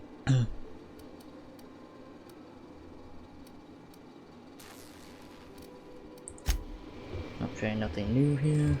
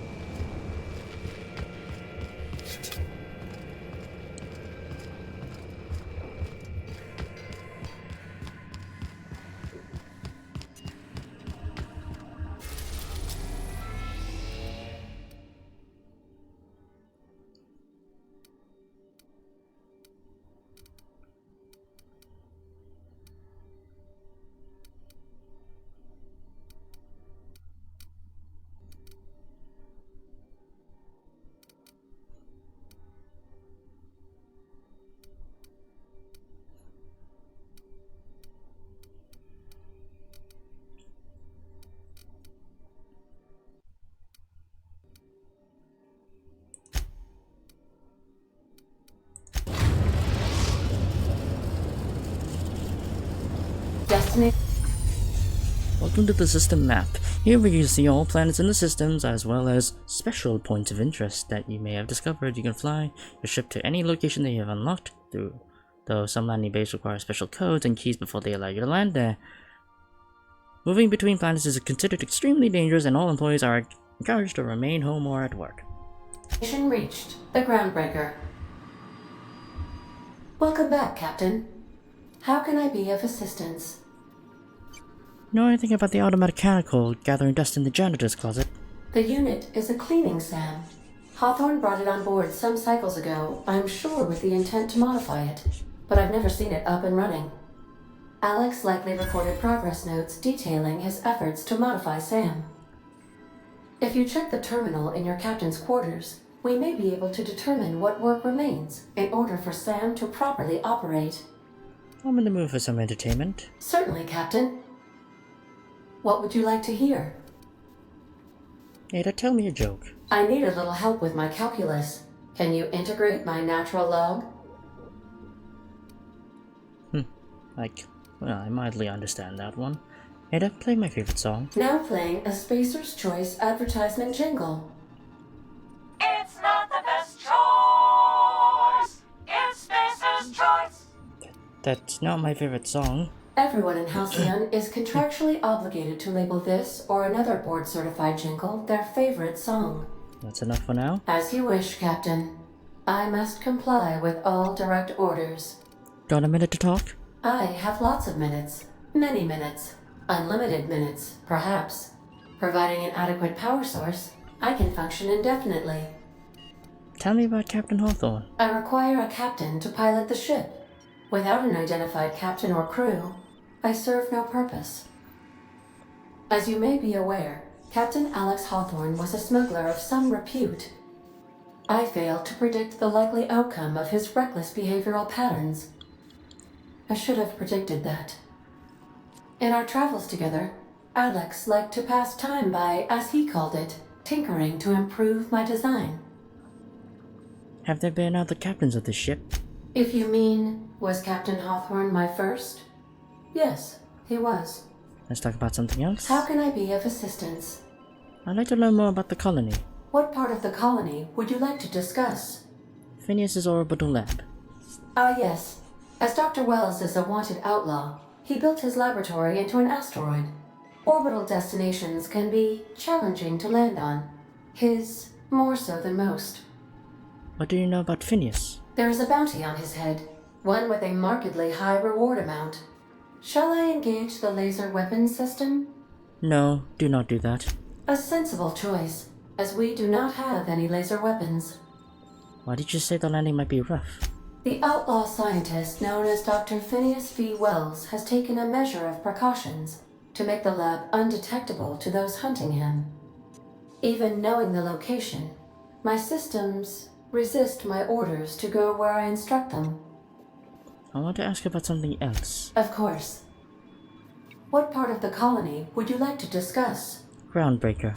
We are cleared to dock with the Groundbreaker if that's your desired destination. If we're going there, please be sure all docking forms have been filed in triplicate and fees have been paid.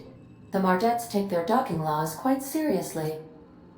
You can take care of that for us, right? I can, yes.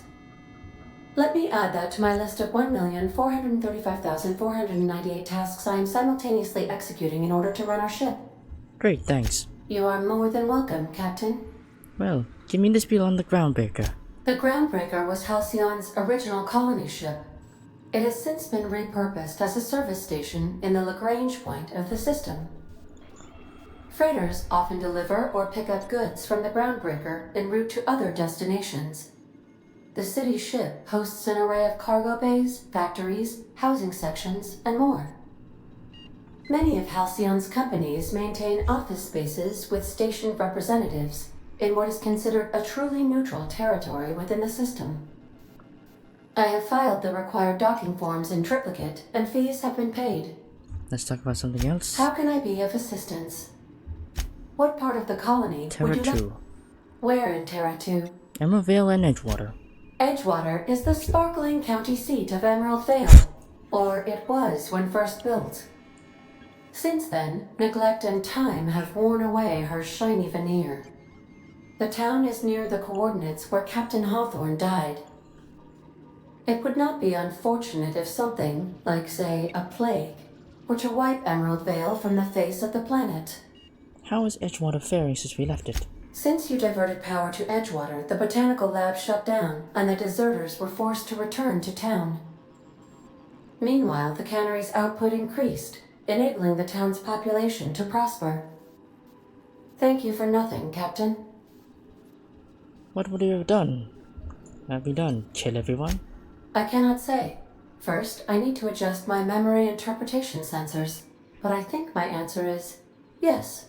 What do you think of the townspeople? You mean the ones who did not answer my distress call with medical assistance, but instead came to issue my injured captain a parking ticket? I'm sure they are wonderful humans who don't deserve to be wiped out by starvation or a devastating plague. Let's talk about something else. How can I be of assistance? What part of the colony would you like to Where in Monarch? Stella Bay. Ah, Monarch. The armpit of the Halcyon system. Her last functioning port town is Stellar Bay. Well, that is if you don't count Sublight's smuggler's port at Fallbrook. Why is the Monarch being blockaded? I believe it has something to do with the planet being an uninhabitable wilderness and a lawless land with no corporate presence. You may wish to survey the residents in Stellar Bay for additional data points. Smuggler's port? It's Sublight run for the purpose of shipping contraband, and before you ask, I don't know the coordinates, so I can't dock us there. I would ask about something else. Of course. What part of the colony would you... Where in Monarch? Cascadia. Warning. All colonists are urged to reconsider travel to Cascadia due to infestation of mantisaurs and risk of indefinite detention or death. Sounds dangerous. This is one of those times where you say one word but really mean another, isn't it? I suppose you would find an environment like this fun. Any people live in Cascadia aside from Marauders? There are no people aside from marauders in Cascadia. There is only death. What's the local report? The local report is that you will very likely die if you leave Cascadia's landing pad. Great, that's all I needed to know.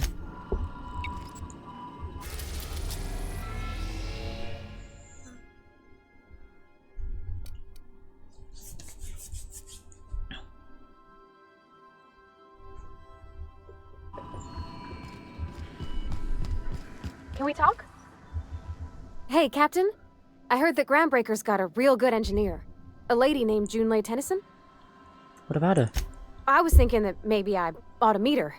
If you got time to swing us by, I mean. I don't got much experience fixing actual spaceships. I bet you a can of Borston beans she could teach me all manner of stuff. I thought you said you could keep the boat in good repair. I abso-surely can. I'm a passing fair mechanic. Even Mr. Thompson would have said it's my only skill.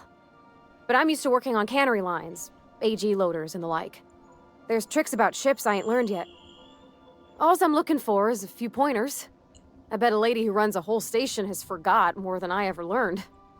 Sure, we could head over engineering now. Thanks, Captain. I'll be sure to make it worth your time. Did you want to talk about something else? Your time's over.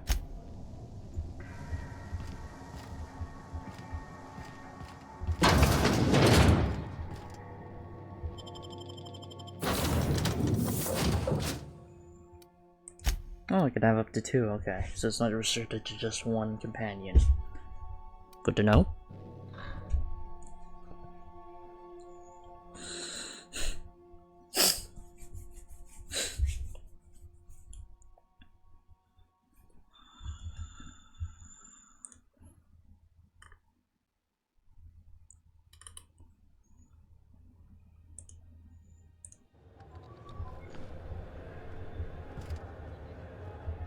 Just checking your ship's manifest. Standard procedure. Welcome to Groundbreaker, by the by. If it wasn't for us, this whole Don't damn mind the heat. station would shut down. Got a few days before it reaches critical.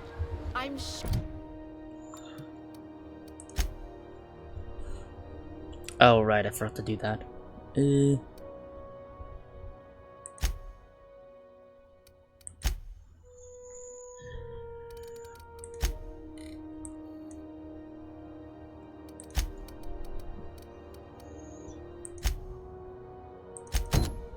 Miss Chief Tennyson will get it sorted before... Smells like grease and unwashed bodies. That's not the point. This halfwit just knocked out one of my workers. Yeah, with a tossball stick. I heard you the first time. There weren't any witnesses. Hey, no offense, but I don't think this walking Saltunican's gonna appreciate you interrupting. Keep talking, Millstone. See what happens. Now's not a good time. I'm dealing with a problem here. So, go space yourself. Problem solved. You must really want to truncheon through your teeth. This I gotta see. This ain't a show. Move along.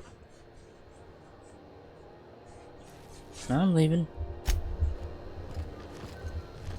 Just arrived? Head over to customs. Wheeler needs to process you.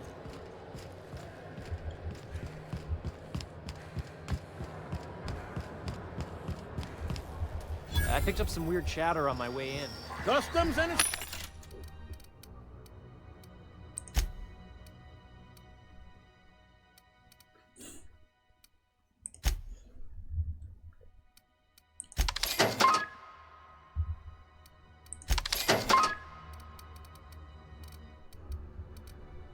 Attention, right this way!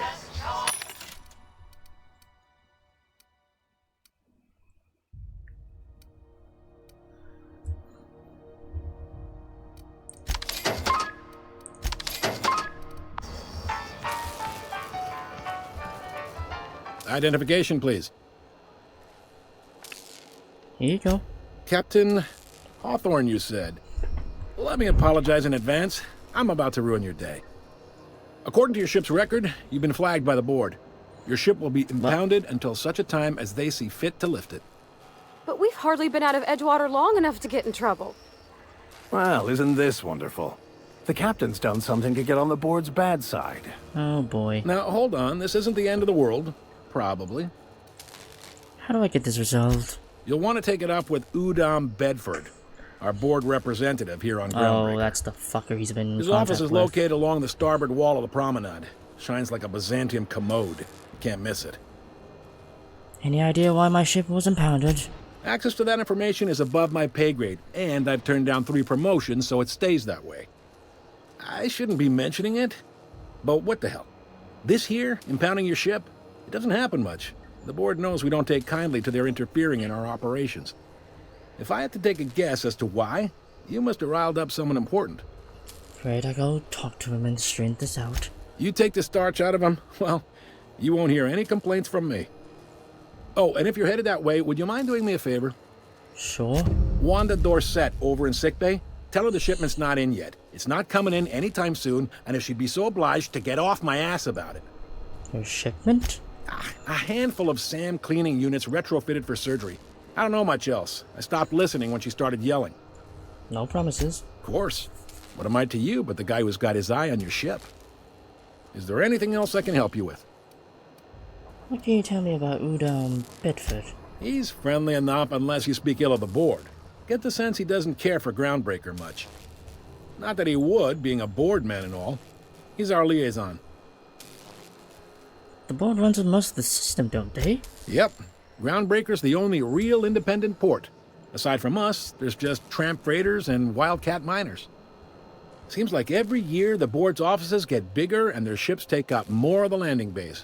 Haven't seen nearly as many tramp crews this year. So there's tension between Groundbreaker and the board? They can't abide an independent township, especially not one they gotta depend on. We're the first and last stop out of this colony. All their interstellar freighters come through us, and we skim a few bits off the top in manifest processing fees with every one.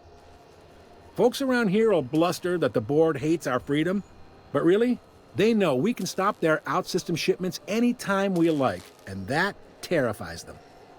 I'm glad it terrifies them. The bastards. Keep pushing them. It's a delicate balance, right? We could cancel their freighters' docking privileges in retaliation, but where'd that lead us? They got assault cruisers, gunships, and a handful of mining operations at their fingertips. We push them too hard, maybe they decide we'd be better in 10 trillion little pieces. Or they cobble together a new Groundbreaker and put us out of business. The board wouldn't do that. Would they? The board is necessary to provide order to the colony. They believe it's their prerogative to overrun you. But whether you allow that is up to you. It's a tough line to walk, no doubt about that. But we make do all right. So far, anyway. Thanks for the info. Sure thing. I'm looking for someone named Gladys. The fence. You'll find her in the rest and go, on your left when you enter the promenade. Make sure you bring an empty belly. Can I find a job around here? Maybe. Most of the shipping traffic in the system passes through Groundbreaker. Every couple of months, we even get a big interstellar freighter. 2 biggest operations are the board. That is, Halcyon Holdings and Sublight Salvage. But there are independent operators around the promenade deck. Most of those jobs are going to take you off station, though. How does Halcyon Holdings work anyway? Are you pulling my leg? I'm new around here. You must be one of them long-haul freighters from outside the colony. Well, I won't hold it against you. Goes like this. Back on Earth, before the crossing, the powers that be were selling off stakes in distant star systems they thought had potential. A bunch of companies decided to throw in together and form the Halcyon Holdings Corporation, then buy up the rights to this here colony. That group's what we now call the board. The board runs most of the systems, don't they? Yep. Groundbreaker's the only real independent port. Aside from us, there's just tramp freighters and wildcat miners. Seems like every year the board's offices get bigger and their ships take up more. Groundbreaker was one of the original colony vessels to come over on the crossing, a few years before her sister ship, the Hope. Once everybody'd been de-thawed and dropped dirt side, the original crew of the Groundbreaker decided they rather liked the spacefaring life. I guess that was the start of our independent spirit. Now, here we are. So there's an actual boardroom somewhere with all these company heads in it. Sitting around drinking whiskey and smoking cigars, yeah, probably. Can't say for sure, of course. Doubt I'll ever see the inside of it myself. Got it. Glad to help. What do you know about sublight salvage? They strip the parts from derelict ships and abandoned outposts. There's some that say they make the derelicts and encourage folks to abandon their steads. Sublight gives me the creeps. I've known folks who went to work for them and just vanished. They're on the promenade run by a woman named Lilia Hagen. I'm only telling you so you know to avoid them. I didn't think there were many independent operators in the system. Relative to the board holdings? Not really. But there's a few with the means to go where they will. They aren't rich, but they aren't likely to look too close at your work history either. I'm looking for something a little more local. Commandant Sanita might have a couple of folks she needs killed. Bad folks, I mean. Not regular folks. She'll be at the security desk behind me. Chief Junlei might have an errand needs running. She's all tied up trying to fix our heat problem. You'll find her in engineering. No kidding? I'd love to get a look at this old girl's innards. I bet they're real twisty and weird. In a good way. Got it, thanks. Happy to help. That's my job, after all. You're real good at it, too. Well, thank you, miss. It's nice to be recognized. Yep. Can we move this along? I have a certain, matter I'd like to attend to, Captain. That's all I need to know about work. All right. Be seeing you.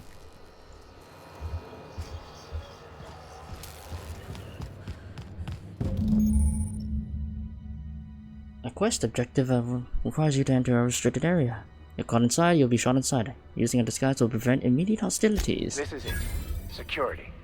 I can check the departures registry to find out which crew the Scholar shipped in and out with.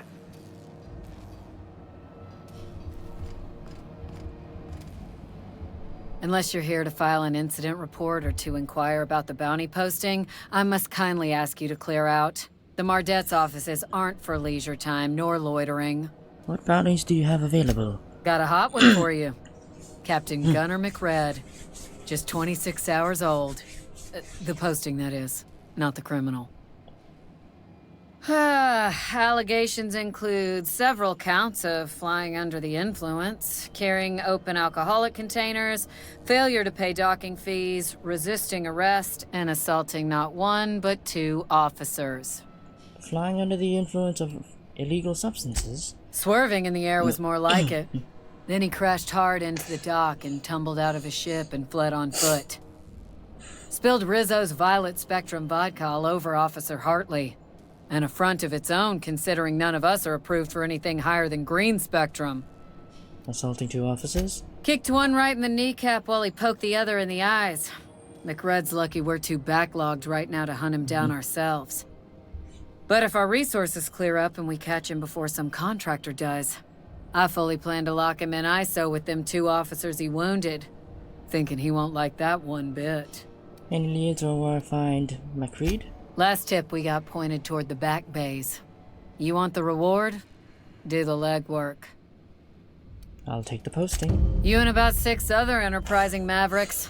It's only a matter of time before someone brings me McRed's head, or his lucky lighter, as proof of kill. I do hope you're the lucky hunter, though. Good luck and skip speed to you. So what's it like working security detail on a space station? Do I look like your gossipy best friend? While I'm on post, I take my duties real serious. I would have no qualms whatsoever escorting you to a cell.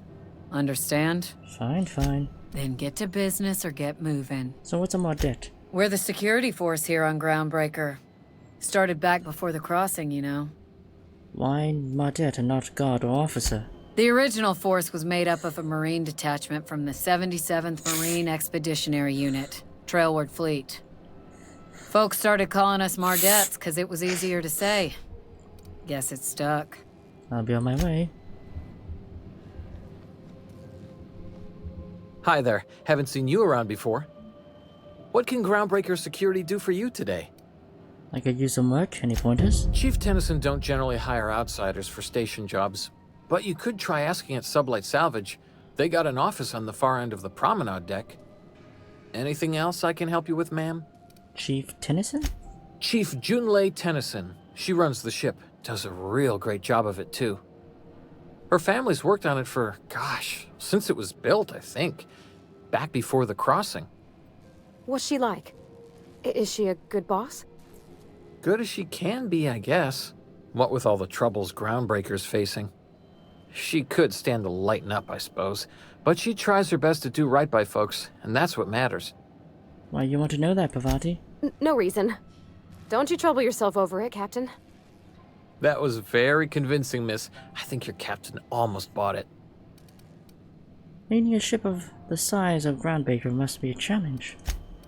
Sure is, but she makes it look easy. She's real competent, our chief, even if she ain't real friendly. I'd really like to get back there. We can't just let anyone walk in here. I wouldn't be, well, it's not... we just don't. Maybe if you clear an open bounty and get in good with Commandant Sunita, or help Chief Tennyson fix this heat, that might warrant a thank you tour or something. We're friends, right, Lee? Do me a favor and I'll owe you one. All right, I guess. In and out, though. Just try not to do any shady stuff. I'd like to keep my job.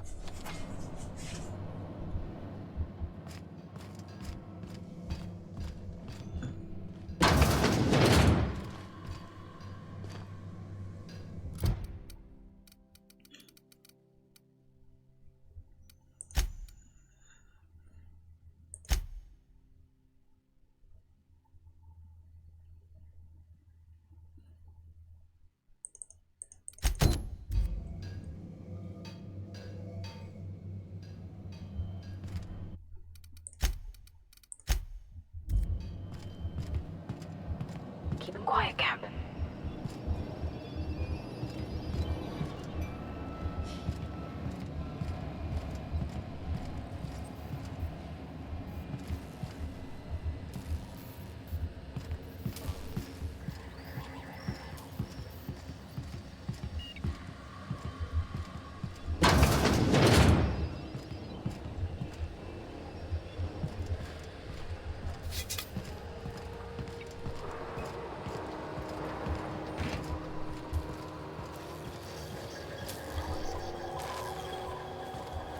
Where is it? Oh, it's right below me.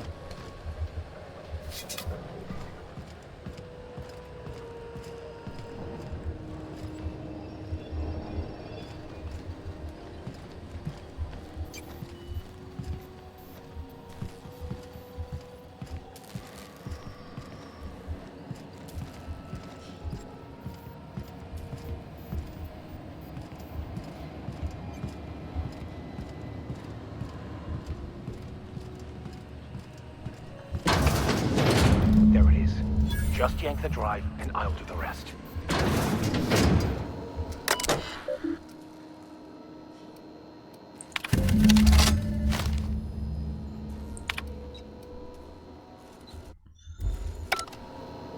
Now that we have the data cartridge, I can finally find out where that scholar Wow, that was pretty easy.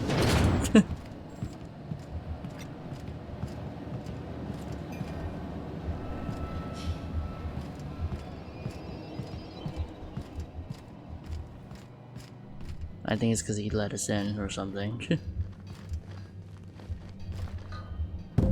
Got it. His name is Reginald Cheney, and he joined a Sublight salvage crew. Only he's not listed on the return manifest. Must have made landfall somewhere he wasn't supposed to. Ah, yes. Here. There's a domicile on Monarch in Fallbrook, rented to the same bit card he used to buy his seat on the salvage ship. I should have guessed. What better place to lay low if you wish to avoid the authorities? You hesitated there, Vicar. Why aren't you telling me? Oh, it's nothing. I suppose I really didn't have much faith in actually finding him. Was a bit of a long shot, wasn't it? This all seems awfully convenient. I admit it was a bit of a long shot, but when you've spent as many hours as I have in contemplation of the universe's secrets, you sometimes get a sense for these things. Sounds good, let's go.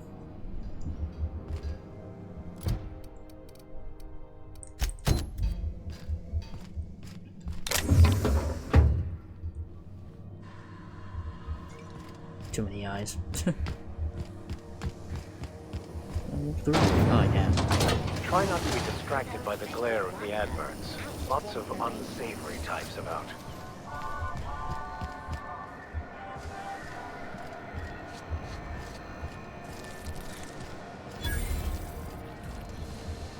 You know that sound when you've snapped on an injector clip? Ah, that's how you know your weapon loves you back. I got a full line of weapon modifications I'd be happy to show you.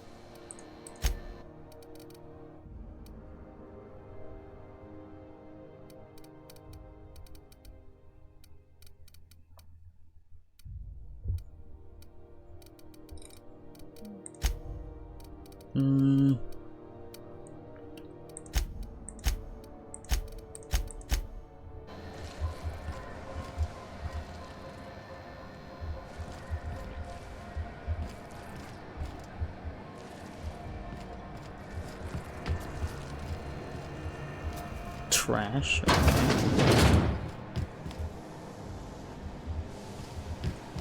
I was wondering what they did first.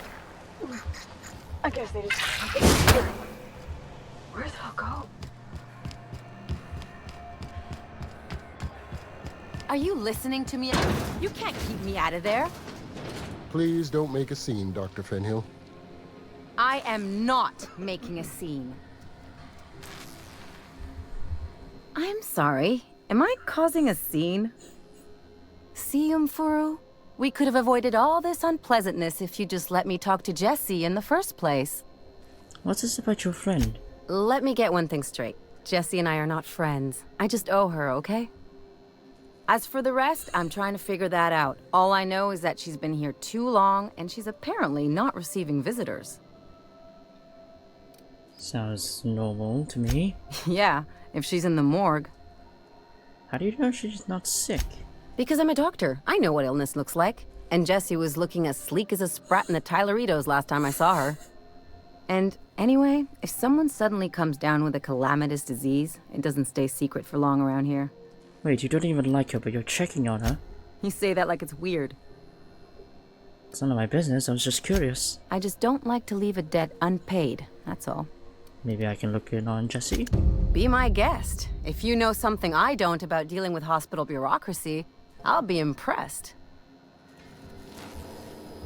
What seems to be the problem?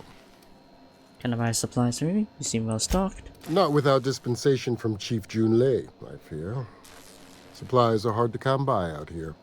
How do you mean? We don't have the ability to manufacture our own medical supplies here on Groundbreaker.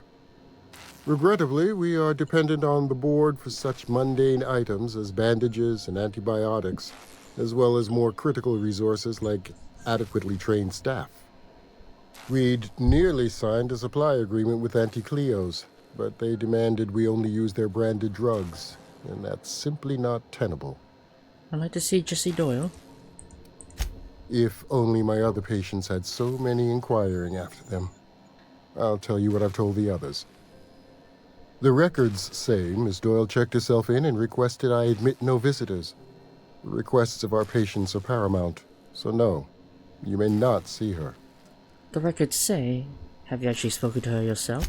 She's not my patient. I'm certain no one on my staff would falsify patient records, if that's what you're implying. See you around. Take care. Let's go take a visit to Junlei. C&D Borthworth. It's not the worst, and that's... Oh, that's the sunlight salvages.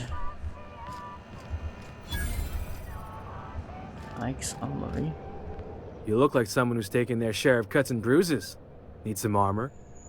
Maybe it's a bit secondhand, but that's only a testament to its durability. We also have a line of specialized melee weapons, for those times you have to repel boarders but don't want to risk a bullet through the hull.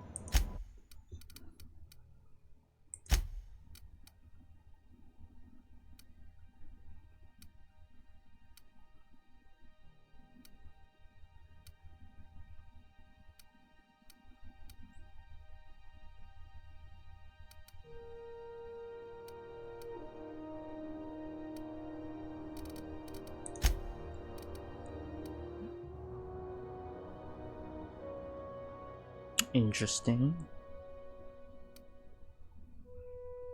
That's a lot of stuff.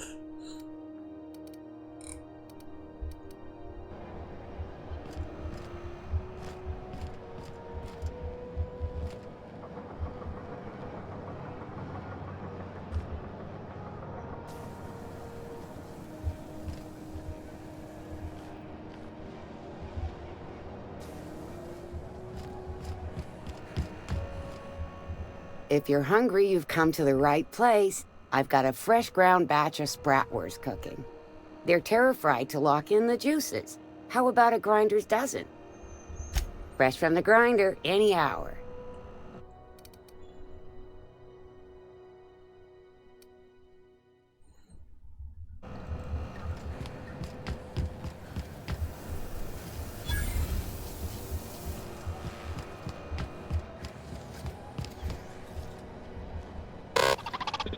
Just passing through. Hearty greeting, potential customer.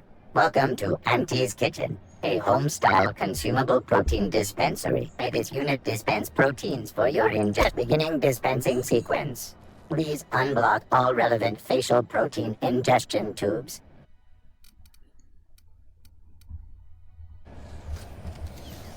Have you seen this man? Reward offered for information leading to the capture of noted terrorist Phineas Wells. Report any sightings to your local board embassy. Go back to Byzantium, you gold-plated bastards. Yeah, no one wants you on Groundbreaker. These stairs are board property. Disperse now, or I'll Have you seen this man? Reward offered for information leading to the capture of report any sightings to your local board Thought there'd be more machinery. Must be housed on a sub-level.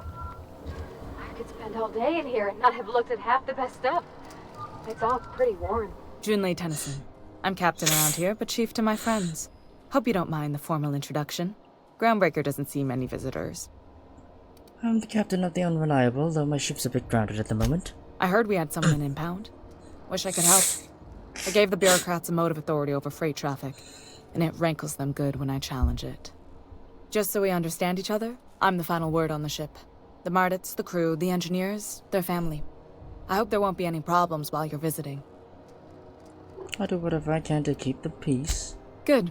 Don't go making trouble, and chances are you won't find any. That's how I like it here. So what brings you to Groundbreaker? I'm curious, even though 9 times out of 10 the answer's just passing through. Once I get out of the impound, I'm bound for Monarch. Interesting. The powers that be paint an ugly picture of Monarch. Critters and such. Maybe someone in the promenade can get you the right weapon for the job. We see a lot of the same faces coming and going. Most of them board spies and corporate sprats. Makes it hard to trust outsiders. You seem different, so welcome aboard. I thought you wanted to talk to Junlei. Go ahead. What?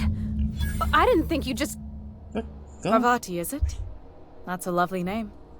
What can I do for you? I was just thinking, I haven't got much experience working with actual, real spaceships, Miss Junlei. Chief Junlei. Junlei is fine. Nudge. Okay. Since you run a whole space station, I was wondering if... Well, maybe you could teach me some things. I could message you later, maybe? I'd be happy to make the time, Parvati. You can ask me anything. Silently encourage Parvati. Wow, great! I'll do that then. Messages. Later. Oh, your name's pretty too. I should have said... Sorry. I like it.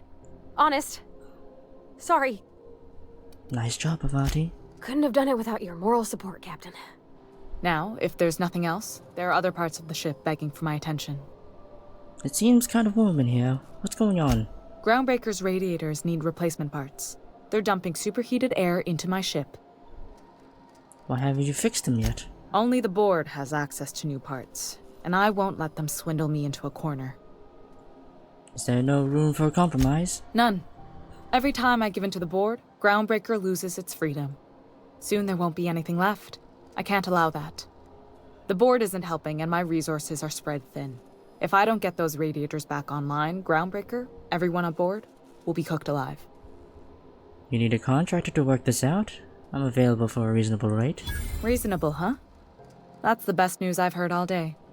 According to my grandmother's old schematics, the parts we need should be in the back bays. The back bays. Am I supposed to know what that is? Sorry, I forgot not everyone knows this ship like I do.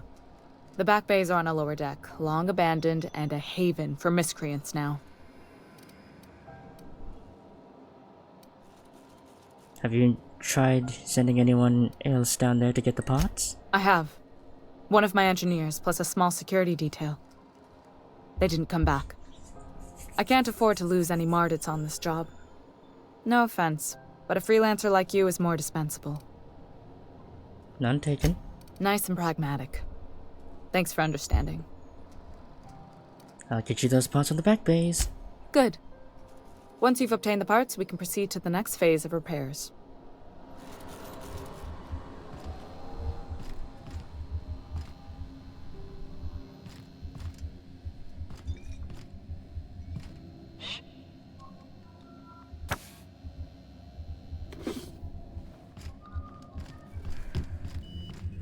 This is Halcyon News.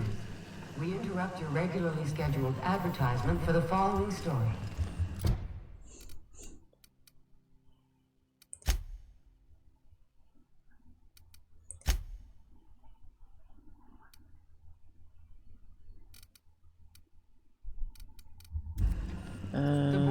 Hold on, is there...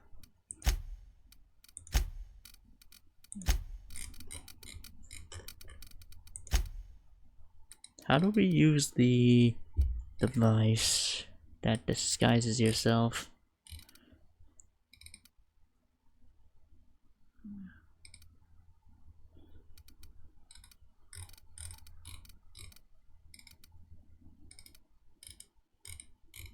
No, it doesn't really say anything about that.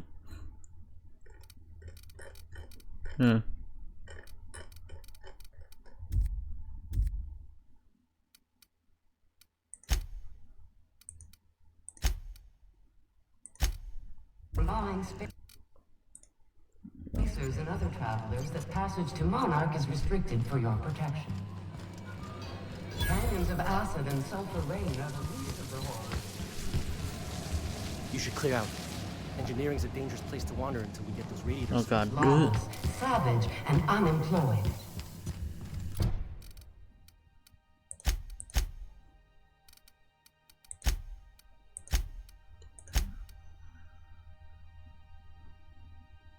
Okay.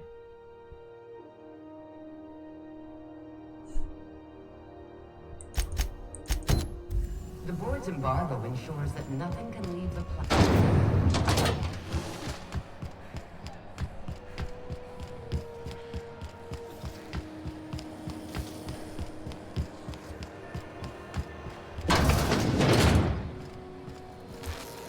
Something I can help you with?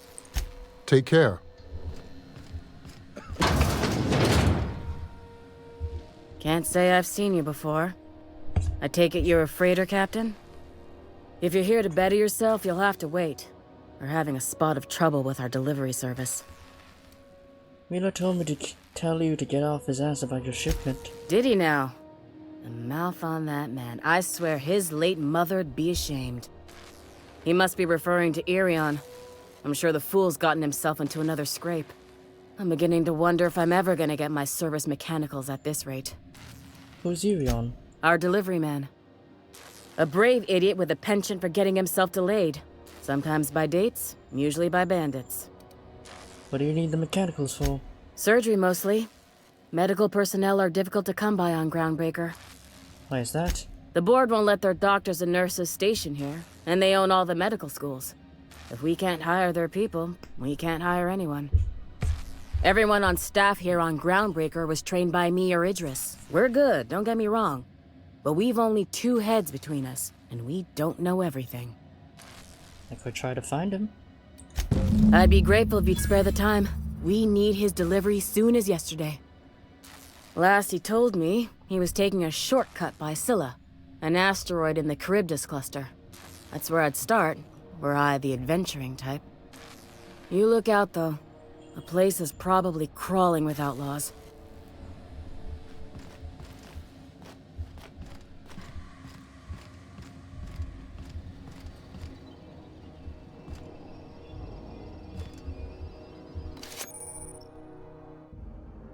You'll be automatically disguised when entering. Ah, okay.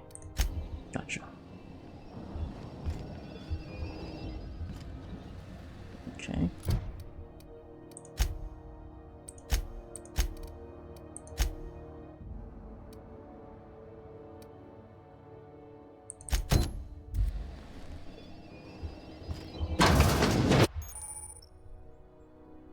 Giving you temporary access. Moving drains the shroud's energy. When it runs out, oh. Talking about the interrogation. The more you interrogate.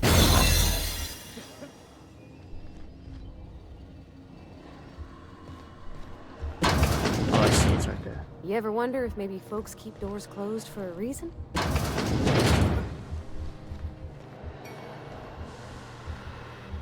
the last ratted on rotten time, leave me in peace! You hull-headed quacks do know that restful recuperation requires not being disturbed, don't you? Ellie sent me. What? Why?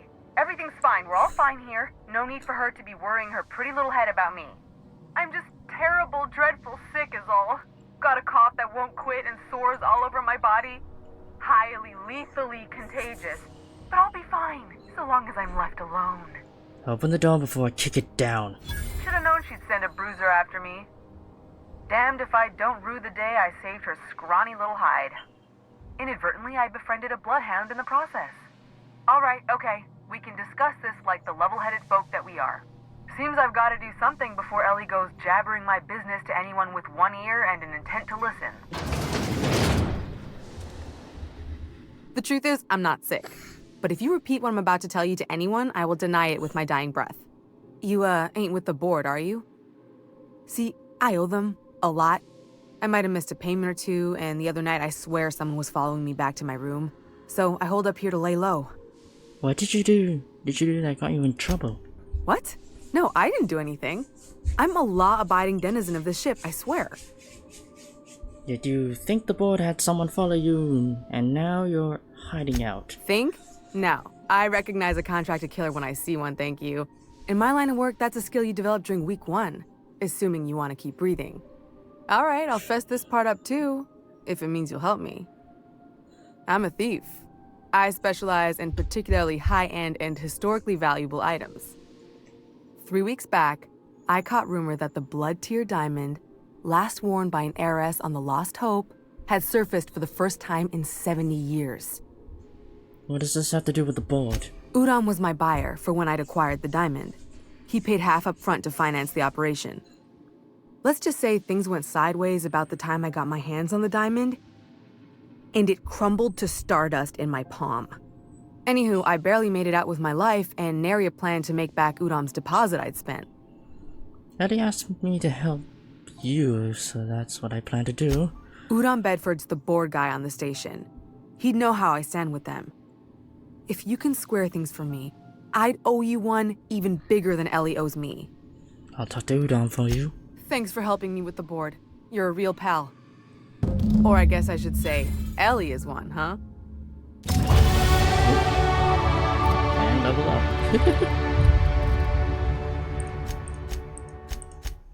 There we go.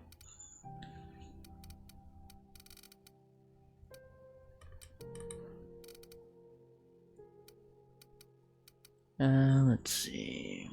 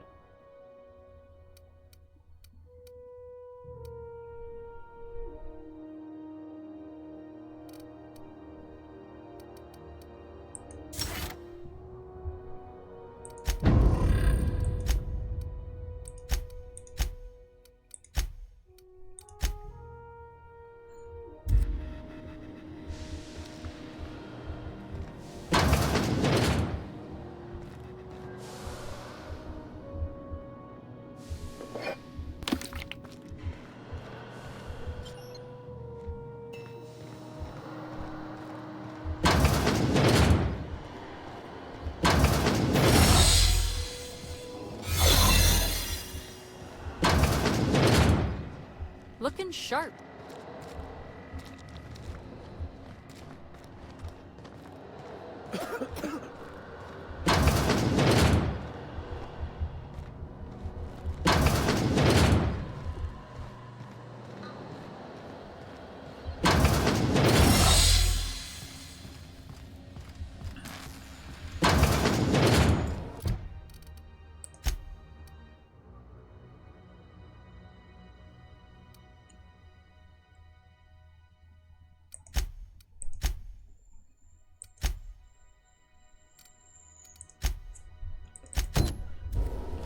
Oops.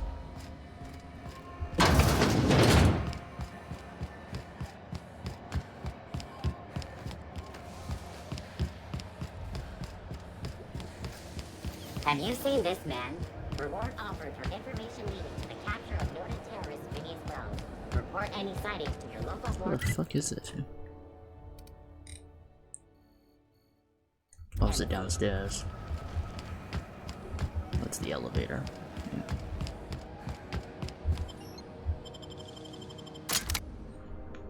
Well, let's kick ass and take names.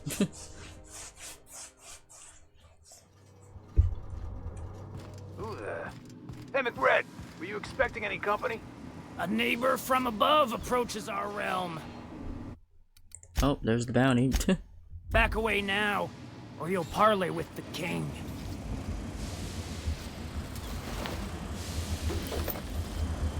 Look at this ripe piece of meat just sizzling on the grill. Yum, yum. Time to feed the flames. It's nothing personal. Promise. Is this what carbon monoxide poisoning looks like? I don't think this deck is too well ventilated. Speaking for myself, Captain, I am not of a mind to be murdered by a psychopath who plays with fire. Neither do I. You came with the crew. Welcome. We got plenty of space to spread out, but only room for one captain. You're only getting out of this alive if you play nice. Woo! Look at the courage on this one. Lay it on me, boss. Give me a taste of that fiery primal spirit. I'm here for some parts. Junlei sent it to me. That's right, sir. Just the parts. We'll be in and out in a jiff. You won't even know we were here. Tennyson just keeps feeding the furnace, don't she? We're still playing with her last sacrifice out back, with the crew. So can I grab that part then? You don't just ask a king for a favor when you're standing in his court. You bring tribute, sacrifices, prophecy, shit like that. Those parts are leaking deadly toxins. Or just come back after you're dead. Under its skin, this ship is all poison and darkness. Lead bones, asbestos muscle. Maybe you're right. You've got the run of the kingdom. Up those stairs, you'll find the parts. My crew won't get in your way. Got it. Thanks, McBreed.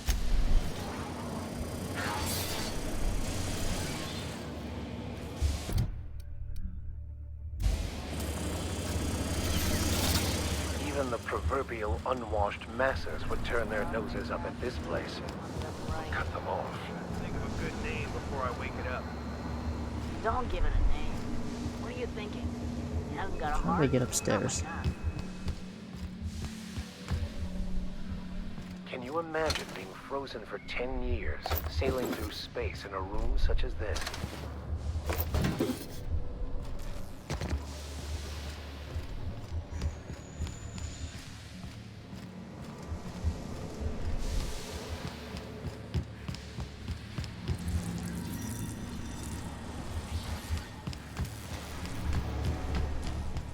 We got another complaint. People don't like worms in their shrimp.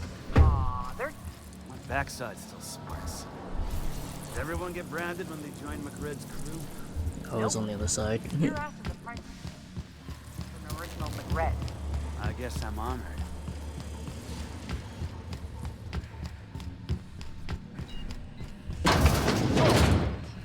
Wake up. There's no such thing as pizza. It's all open faced pie. Liz gonna be pleased as pie when we show her these.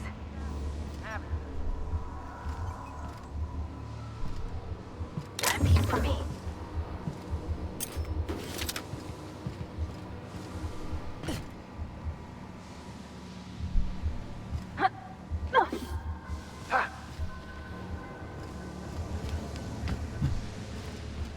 Uncle Red gave me a taste of the good stuff. I've been Careful with that shit. She'll end up crazy.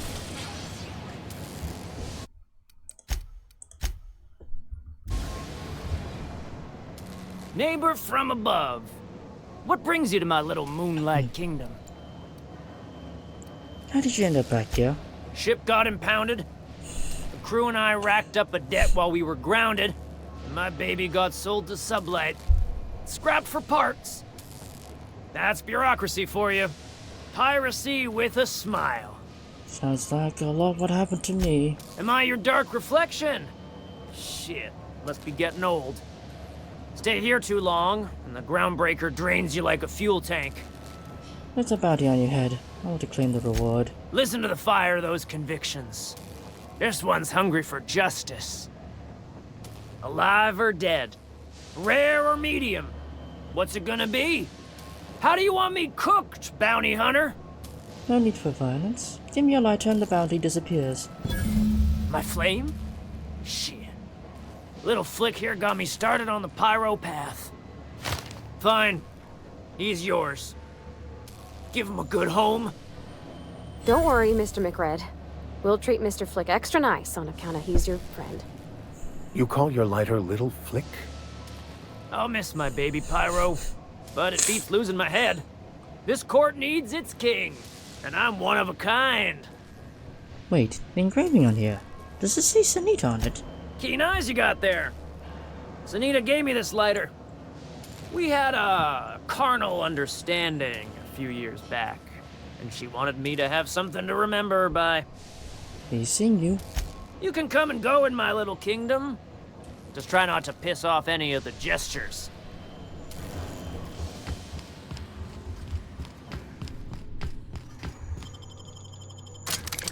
Interesting.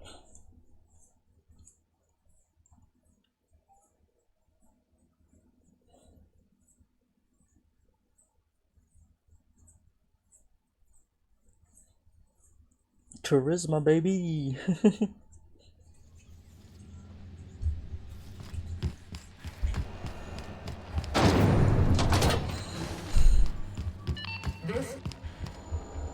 You've returned, and in one piece. Color me impressed. I got the parts of the radiators. What now? Good work. I'll take those. I need you to head through the large door at the far end of engineering. Take the elevator down into the machinery shaft. There's a terminal in the back. Activate it when I call over the ship's PA. And bring weapons. There's a slight mantipillar infestation. Define slight. More than a few. Less than a hive. Nothing you can't handle. We were salvaging parts from a ship. Turned out there were eggs inside. They got into the radiators, and here we are. I'll make my way down there. Well, don't worry, Miss Junlei. We'll be super gentle with the ship. You don't got a thing to worry about. I mean, aside from fires and such. I'm genuinely heartened to hear that. Thank you. Alright.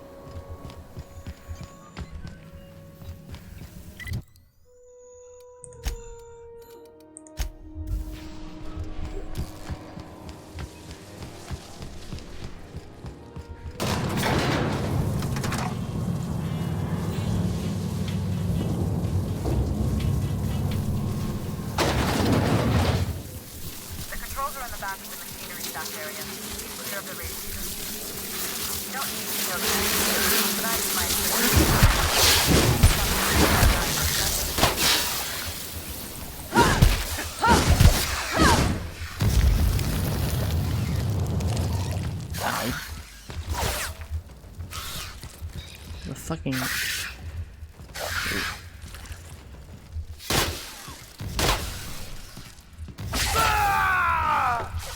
That's the last of them! Oh, nice.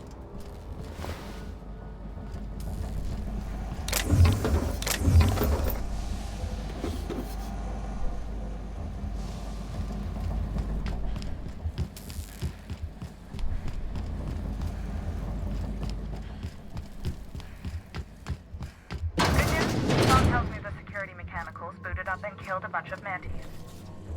Bad news. Diagnostic says their circuit boards are fused from the heat, so they're not too picky about who they kill next. Stay fast if you can. Shoot back if you need to. I can always fix them.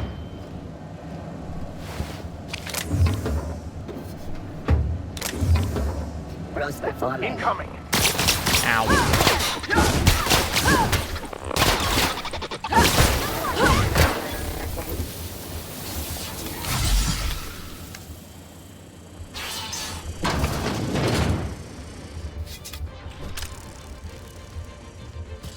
Unexpected. Area forming. Area.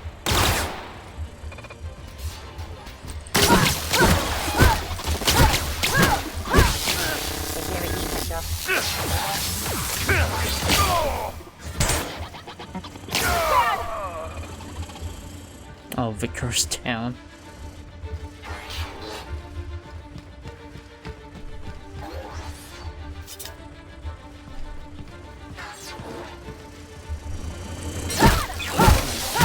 Sustain. Beginning 6.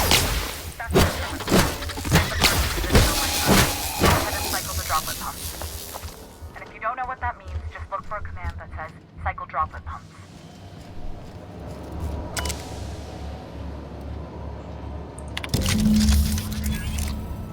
Done. The temperatures are dropping. Stop by once you found your way out of this. Groundbreaker owes you thanks.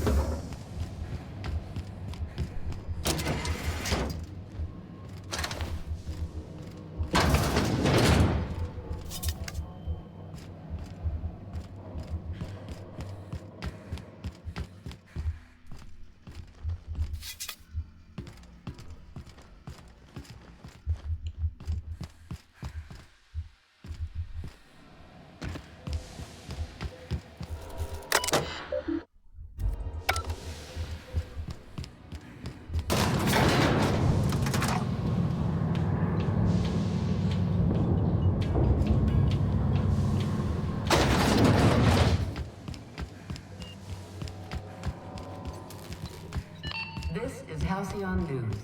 We interrupt your regularly scheduled advertisement for the following My boards are returning to green. What a weight that is off my shoulders. I don't normally tolerate outsiders mucking about in my station's guts, but you're all right. The temperature should be dropping as we speak. I'll see to it the crew knows who kept us all from boiling alive. If you've got time, I believe Edna has a comms issue that could use your attention. I've also authorized Doc and Furu to sell you our premium meds. You don't have a lot of faith in the board. You're right, I don't. The board is after two things, bits and power, and they only get it by sticking their nose where it doesn't belong. How do you keep the board in a safe distance? I placate them when I have something to offer, but I can also be a real hard-ass. It'd be a joy if I could kick out the corporate merchants and reclaim the docking fees in my lifetime. Too much of Groundbreaker's income is flowing in the wrong direction. I'd like to see that change. You've got my attention.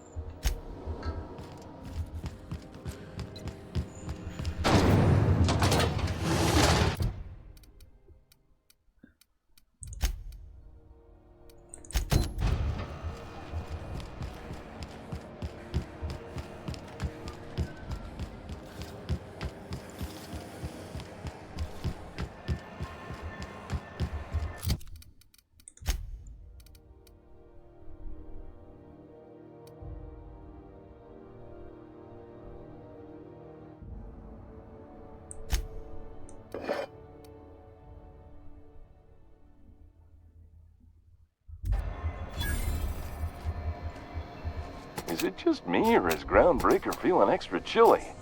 Maybe you ought to help yourself to a piping hot frozen dinner. Oh, and it's not the best choice, it's Spacer's choice. Taste the freedom. A lot of slogans to keep track of. Sometimes I forget. You went for Space's Choice? Ever been to Edgewater? Heard of it. My orientation aether wave showed that famous Saltuna cannery, which I'm sure smells as good as it looks. It's not so bad. They're struggling, but they got good hearts. That's true. Yeah. I hope they're gonna be okay. That's a spacious choice, Spirit. Take what you have, polish it up, and make the best of it. So, what can I get you? Some soap? Everyone loves soap. Everyone will love you for using it, too. I gotta ask you about the hat. I'm bound to satisfy headgear-related inquiries. Please send any complaints to our Consumer Care Headwear Division. Are you doing alright in there? Oh, I'm having a stellar day. And not just because I'm legally obligated to say so. Almost as stellar as Spacer's Choice is affordable. Can you see in there? I can see all of the top-quality merchandise in the Spacer's Choice catalog, which is available here at a reasonable price. How do you brush your teeth? Spacer's Choice regrets that we don't sell toothpaste at this time, but we're always working on delivering exciting new products to our customers. Sprat Wash, Mouthwash, and Mantafloss are among the exciting line of dental goods currently in development. Do you miss eating solid food? Don't miss out on these deals. You'll find none like them on all of Groundbreaker. Do you have to Or sleep with anywhere in that the on? Halcyon colony. Trouble sleeping? Try our Lunar Eclipse mix. That's 2 handfuls of pep pills washed down with a hearty swig of 2-hour energy brew. The blast will send you through the stratosphere and the crash will knock you out cold, guaranteed. Does Spacer's Choice make you wear that hat? Add an additional 10% to your purchase today and the proceeds will be donated to Spacer Cares, our premier corporate welfare program. At Spacer's Choice, we care about your health and emotional well-being. That's why we put Martin through 6 years of vendor school, only to make him wear this hat. Do you need help to get you out of there? Even if my contract didn't forbid it, I think it's part of me now. Now, are you ready to make Spacer's Choice Lunar Green Moonmouth lozenges a part of you? Lunar Green, the future is spearmint. I'm addressing the man behind the mask. Are you okay? Damn it. No slogan for that one. Look, this hat, my job. It may not seem like much to a brave space captain, but they're all that I have. If there are self-made purgatories, then we all have to live in them. Mine can be no worse than someone else's. Now, if we're done with the chit-chat, I hope you don't mind if I make the most of this short life and try to be the best moon person I can be. Would it help if I bought something? You do that? Gosh, anything to fill my daily quota.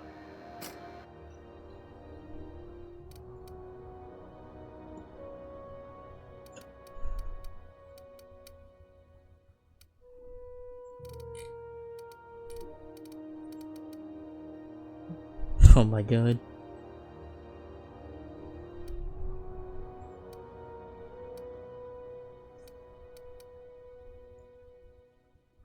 That is hilarious. You can actually get the helmet.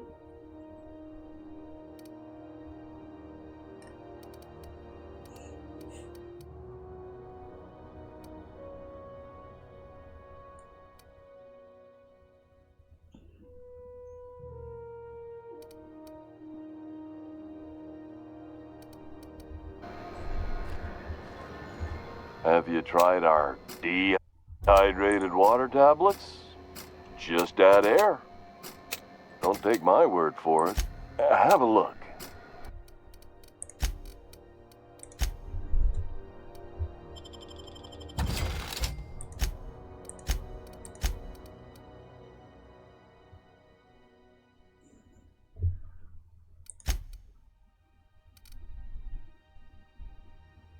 Don't really use this, but I can hold on to it.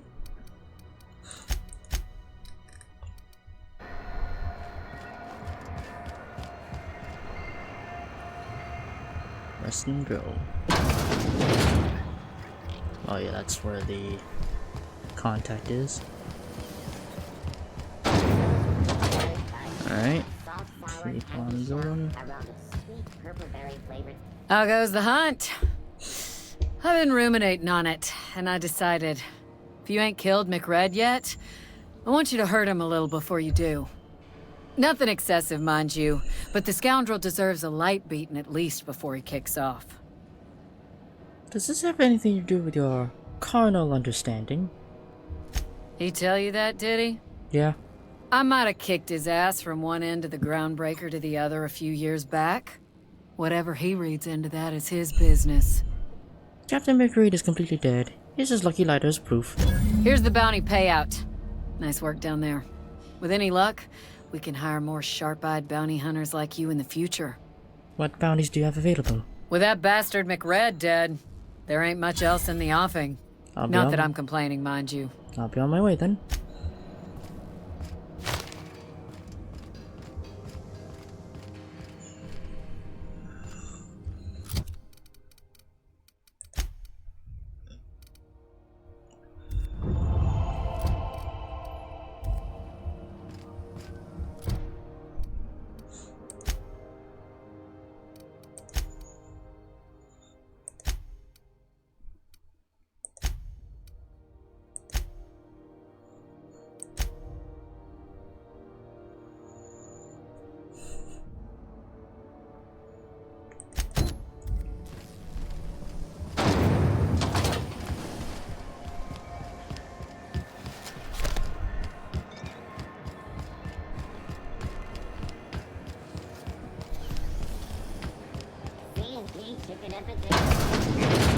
Sublight Salvage. Their front looks surprisingly on the up and up. You reckon we can shop here, or is it all spoke for?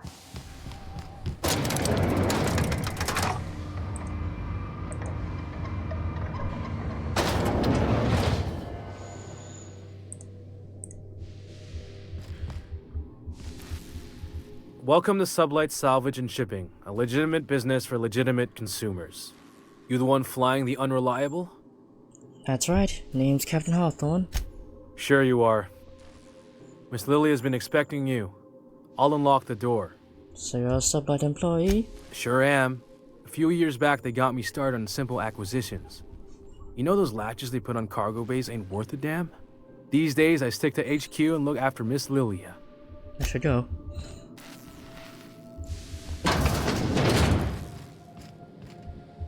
So you're the new captain in town.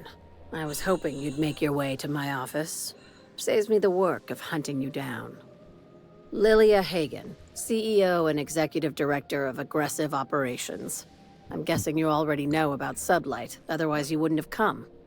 I'm Captain Hawthorne, proud owner of the Unreliable. A little advice. Before you start telling lies, get a feel for who you're talking to. It's nice to see the Unreliable again. Useful ship. Hawthorne was my contractor. I'd recognize that leaky boat of his anywhere. Don't let Ada hear you calling your ship names. Is Ada still at the helm? I don't know how many times I told Hawthorne to restore that smartass to factory settings. I have a salvage job for someone light on corporate ties with a reliable set of wings. But there's a catch.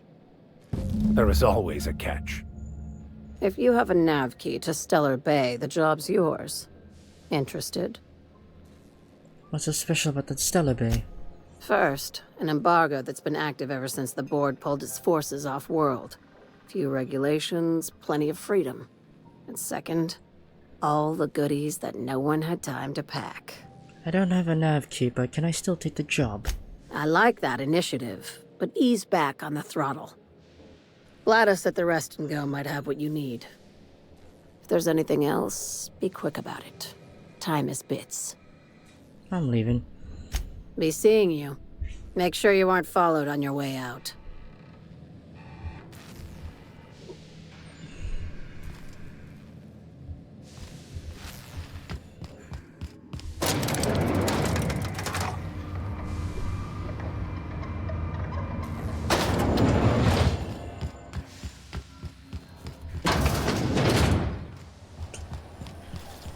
B&B, I can't believe it's not yours.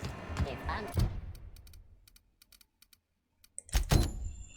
unbelievable how good it is.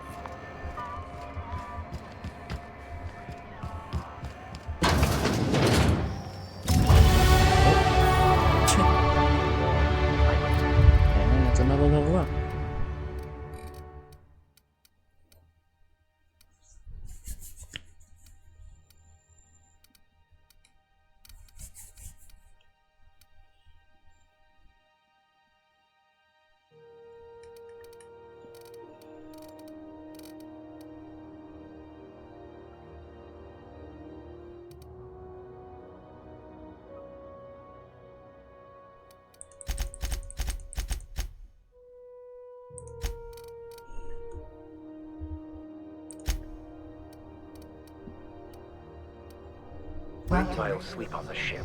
Advertisement for the following story. How do you do? And welcome to the Rest and Go. We used to be the Go and Rest, but folks never knew when to leave. Sorry. Business has been slow. Anything to occupy the time. I'm looking for Gladys. Oh, you can't miss her. Right behind you, number 2. First unit on the left, or second unit from the right, depending on which direction you count from. On my way.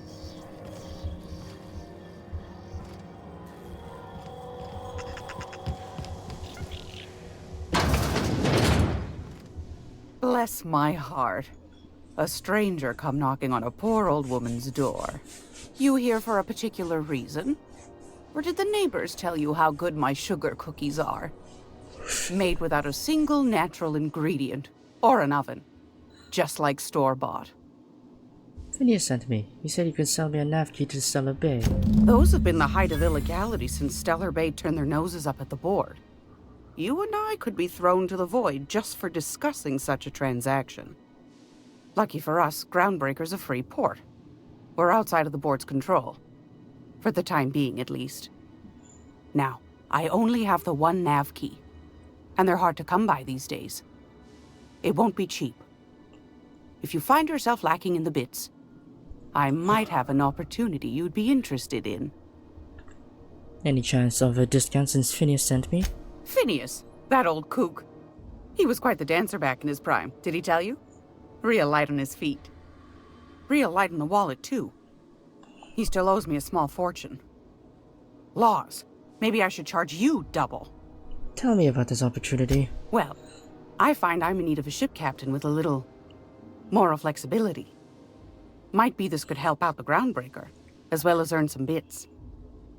But if you've got qualms... No qualms here. Let's hear the details. Do you know Edna, over in engineering? Sweet as a pea, that one. On occasion, she'll pass along transmissions I might find interesting. She sent me a recording of a distress signal she'd scraped from the Groundbreaker's comm array. Curious thing is, it came from an outpost called Roseway. And Auntie Cleo abandoned that place years ago. Why was Roseway abandoned? Can't say I know for sure. Maybe it never really was. Sounds like someone poking into somewhere they shouldn't be got into a spot of trouble. Comm centers don't operate themselves, Captain. Someone had to have sent that distress call manually. Those corps are cleverer than all get out. Might have been a ruse to keep the rest of the board from sniffing around. Say no more. I'm in. You've got an ear for intrigue and a nose for bits. I like that. Here's a copy of the SOS recording, complete with the coordinates. If you should find a secret worth selling, might be I could find a buyer. Corporate bigwigs will pay top bit for inside information on their competitors. The more we got the corps fighting each other, the less time they got to meddle in our affairs. Abandoned outposts, corporate secrets, got it. Don't forget to come find old Gladys when you're done. I've got a lovely little throw pillow. Just something I toss together. Like to keep my hands busy.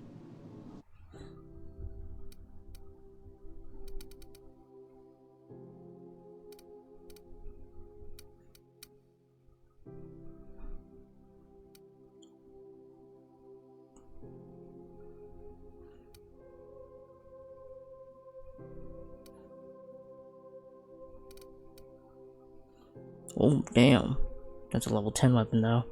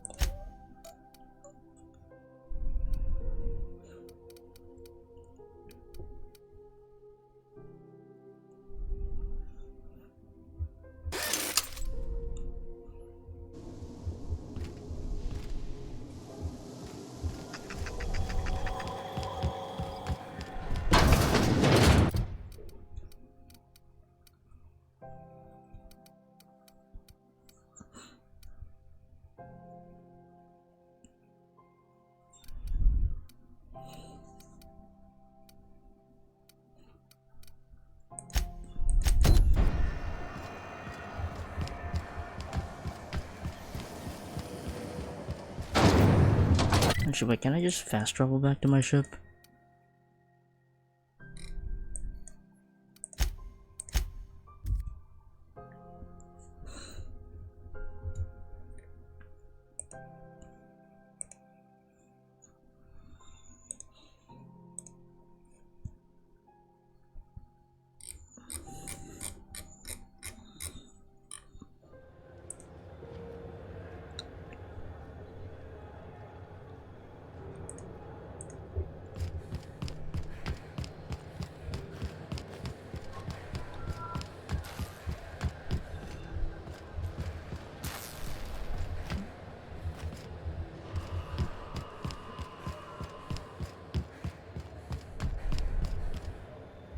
Hey there, you mind stepping back? This charming little ship's been impounded and I'm afraid I can't let you near it till it's not.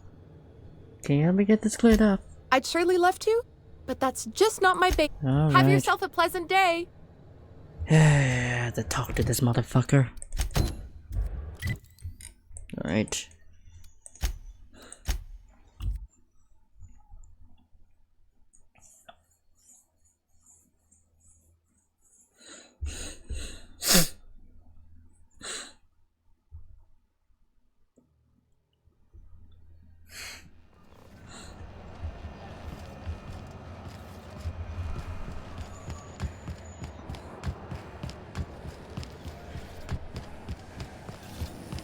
CNP pancake mix now requires no mixing. Seriously, don't mix it.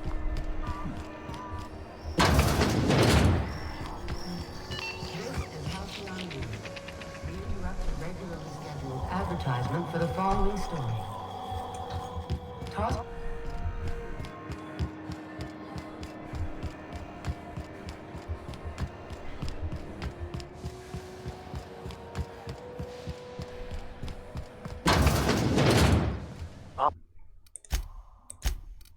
Motherboard. Organized, efficient. Ah, yes. Wheeler messaged me you were coming. You must be the captain of the Unreliable, a vessel that used to be helmed by one Alex Hawthorne. And you are not he. Has something happened to my favorite scruffy freelancer? Alex is dead. Oh no, this is terrible. My dear friend, what devilry is this? In whose miserable fever dream am I trapped? I'm sorry for your loss. Oh, Alex. There were so many arguments we'd yet to have. What was your relationship with him? He was my dearest friend.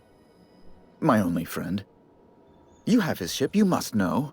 That picture of us on the promenade, me hugging him, him wincing. I keep a copy beside my bed. Did he? Yeah, I sure did. Ah, that's just like him. Such a sentimental man. Tell me, how did he die? He was eaten alive by feral canids. No! How dreadful. That was always Alex's greatest fear, you know. Devoured by those fiends. Becoming one with their droppings. So about my ship. Fine. You're free to go. I've removed the impound order on your ship. But before you go, I did have one request. Alex promised to tell me the location of Phineas Wells. I'm sure you've seen his wanted posters all over the colony. Did Alex tell you where Wells might be? Anything at all? Why is the board so interested in Wells anyway? You haven't read the posters? He's a terrorist, a thief, a madman. It's really in the colony's best interest that we stop him before he does further harm. Alex never mentioned where Phineas Wells is. That's... well, that's just terrible news. Law, what am I going to do now? The board will have my head. Oh, I'm sorry. This is terribly unprofessional of me. Is there anything else I might help you with? What's this about the board having your head? It's personal business, I'm afraid. Miserably, terribly personal. Is there anything we could do to help? Information on the whereabouts of Phineas Wells would go a long way.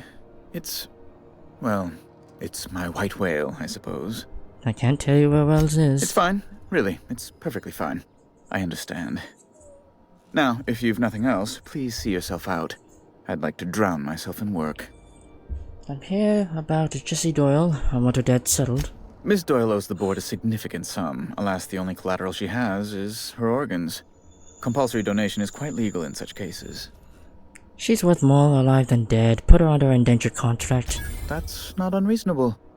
I guess it's better than losing your organs, but I don't know, Captain. Just doesn't seem right. Miss Doyle is deeply in debt, and the board has every right to do whatever they like to recoup that debt. What guarantee do I have that she'll agree to the terms you negotiate? She's hiding in the sickbay to avoid assassins. I'm sure she'll prefer work. You might be surprised. But we'll proceed on the assumption she'll be reasonable. I will recall my collection agent. Tell Miss Doyle to report to me promptly for her first assignment. Now, is there anything else you need, or can I return to my work? I would ask something Be my else. guest. Has it gotten less stiflingly hot here in here lately? You refer to the radiator issue? Oh, goodness, it was dreadful. I was sweating constantly. Chief Tennyson certainly did take her time resolving it. I fixed it, actually. I owe you a debt, then. I was going through 3-4 shirts a day. Still, that Tennyson woman. Deplorable conduct. My superiors will be hearing about it. You can be certain of that. She did everything she could. It was your people's fault, not June Lay's. My, aren't you, excitable. Pipe down, Pavati. The big kids are talking. But she's not... She's real good at her job, Captain. Julie doesn't need you to defend her honor. I just don't like this walk-in mustache speaking rude of her is all. Not after all she's given up for the station. But I suppose you're right. Well, now that that's dealt with, might we get back to business? What are the locked doors in the back? A luxury stateroom, reserved for Chairman Rockwell's use. Does the chairman visit here often? Oh, good law, of course not. He'd never set foot on this decrepit junk pile. As this office is the primary embassy for the board on Groundbreaker, corporate bylaws specifically state a room must be maintained for the chairman's exclusive use. What do you do here exactly? I'm the certified representative of the board's interests here on the Groundbreaker. I'm their eyes, ears, and busy little hands. Big fish in a small space station. Nice setup. I have few complaints. Can you get me to Stellar Bay? Good law! Who'd want to go to that toxic hell pit? So, no. No. Emphatically no. Unequivocally no. Immutably no. Why are the armed guards here? Oh, you've noticed my friends. Wonderful. Aren't their guns very large? Tremendously impressive. They're here to keep the peace, of course. Someone has to. Indeed. What is the saying? The two most common elements in the universe are hydrogen and stupidity. Someone must stand for reason and order, and the board is best equipped to do so. We're leaving.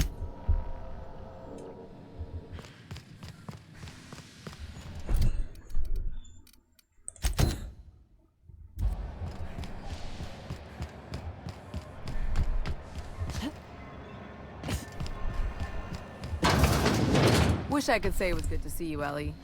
At least you finally got your chance to square our debt. That ought to make you smile for once. The good news came through the wireless. Looks like you paid my debt to Jesse. I guess that means I owe you now, right? Tell you what, I'm a little short on bits at the moment, but I'm a decent scrapper and a better-than-average sawbones. If you're looking for a medic, I can work my debt off. You really don't like owing people, do you? It's like people touching a cookie and leaving it in the box. It's just one of those things that gets under my skin. Are you saying you work for me just because I helped Jesse? If I'm being honest, and I prefer not to, I was about ready to pick up another contract anyway, and you settled this in a pretty tidy fashion, which tells me you're competent. But we can say I'm repaying the favor if you prefer that version. What exactly did Jesse do for you anyway? She helped me win a bet. What was the bet? We were on a smuggling run planetside when our point man bet me I couldn't outrun a mantisaur. Don't tell me you tried. What can I say? Something about people telling me I can't do a thing that just makes me itch to prove them wrong. And, as you can probably guess, the thing was faster than it looked. Probably would have caught me if Jesse hadn't picked it off. So she saved your life. Yeah, but the important thing is I won the bet. Welcome aboard, Ellie. You won't be sorry. Though it looks like you've got a full roster already. Time to play favorites, Captain. Meet me on my ship. It's docked by the promenade. Traveling in style, are we? I'll be sure to nab a cabin with a view. Dr. Fenhill, glad you opted to join us. It'll be good to have a Sawbones on the crew.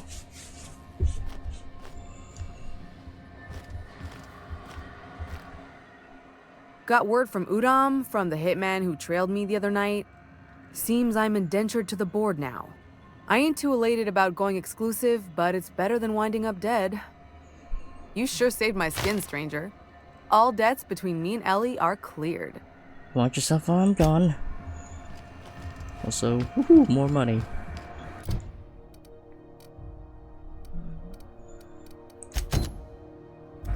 Alright.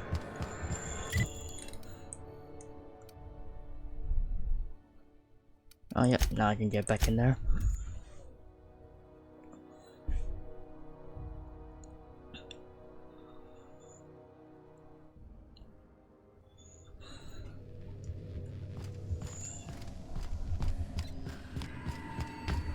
Welcome back, Captain. How can I be of assistance? I picked this up the distress call. Can you play it back for me? Yes, Captain. Beginning playback now. There's viscera and death everywhere. Gunfire, gnashing teeth. The unemployed. For law's sake, if anyone's receiving this, please send help. What? No! No! Captain, we are now capable of accessing the Roseway landing pad. Also, corporate protocol requires that all distress signals include a list of key personnel for retrieval. The embedded names are Anton Crane, Vaughn Cortez, and Orson Shaw. Alright, understood. See you soon, Captain.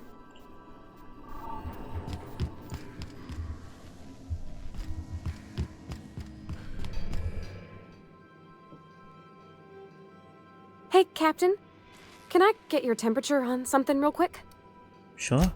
So, Junlei and I have been talking some. Through messages, I got him here on my datapad, and well, she sent me a poem.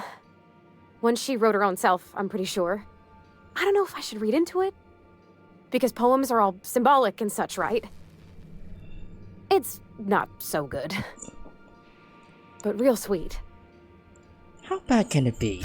She rhymed compression alternator with aches to meet her. It's about this engine that's been shaking itself apart. Then this lady mechanic comes by and lays one hand on it. The trouble goes away. It sings. I don't want to get too hopeful, but I'm wondering if maybe she's the engine and I'm the lady? It's a real romantic poem. It made my chest hurt, kinda. Sounds like she likes you. I don't know where it's leading yet, or if I'm misinterpreting. I'm not much interested in physical stuff. Never have been. Leastways not like other folks seem to be. It's not that I can't, I just don't care for it. It's been a problem in the past. The folk who wanted to be with me back in the Vale, they said I was cold.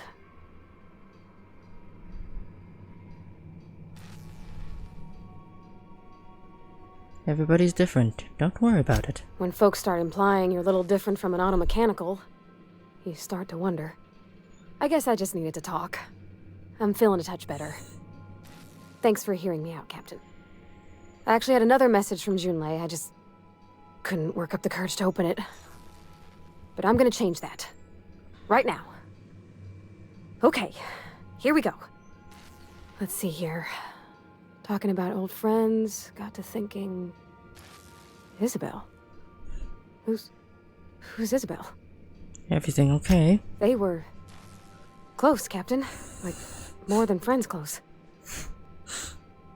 They were close? Not anymore? I don't know. Junlei talked about them like it was past, but how far in the past? 10 years? Last week? Captain, I'm feeling all mixed up right now. Could we maybe head to the Groundbreaker? Get some drinks at that bar there? The Lost Hope? You said you don't drink. Would you be alright? If you're there, I'm sure things will be okay. Like, I mean, you wouldn't let nothing bad happen to me, right? Thanks for asking, by the by. It means something to know you're looking out. Oh, yeah, and another level. Man, I'm just speedrunning these level ups.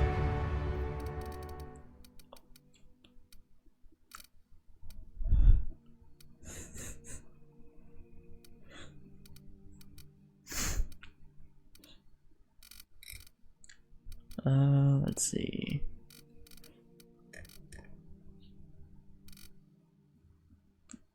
I'll raise that.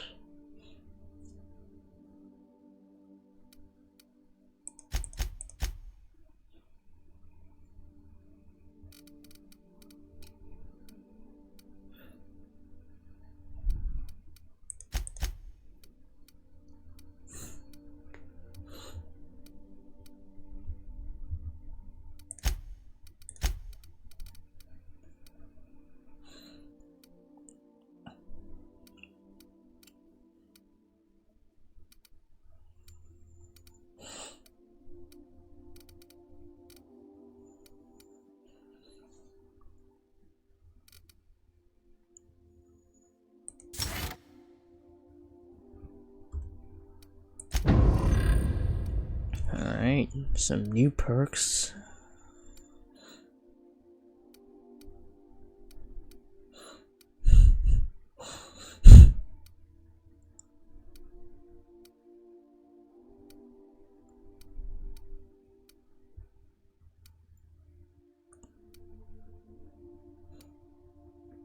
Ooh. Oh, when you have no. Oh, okay.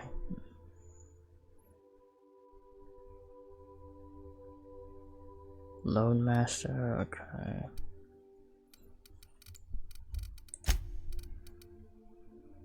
Oh, she uses pistols. Oh, okay. This is modified. Okay, yeah, this is better.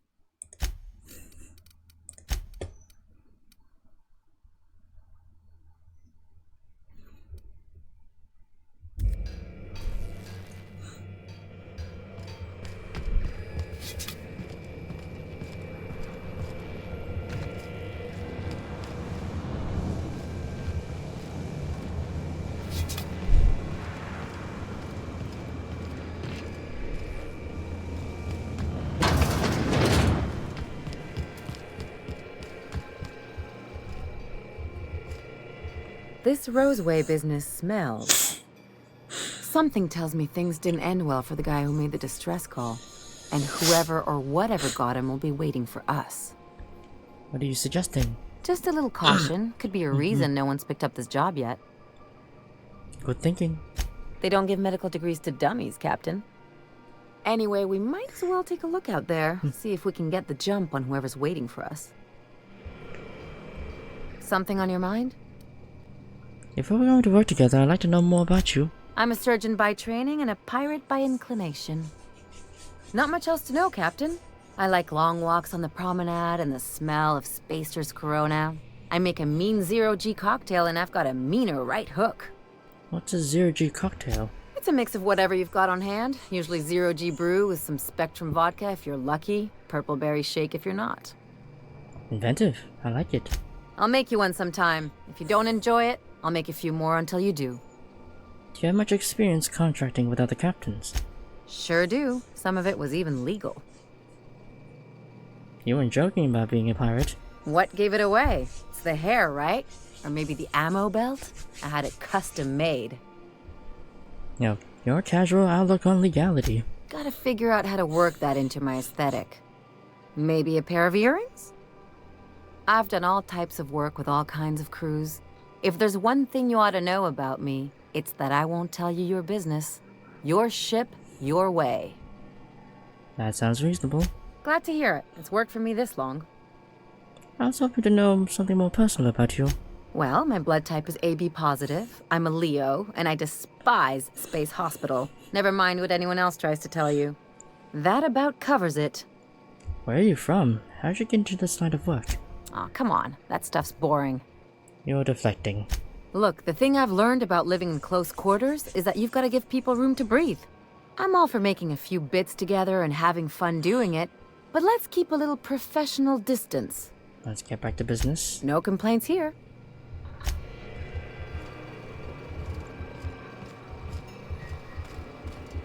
As always, I am at your disposal. Anything you'd like to discuss? Let's talk about this, personal quest of yours. Yes, I've been meaning to discuss exactly that. Now that we know where, the scholar is, when will we be searching him out? As soon as we can, I promise.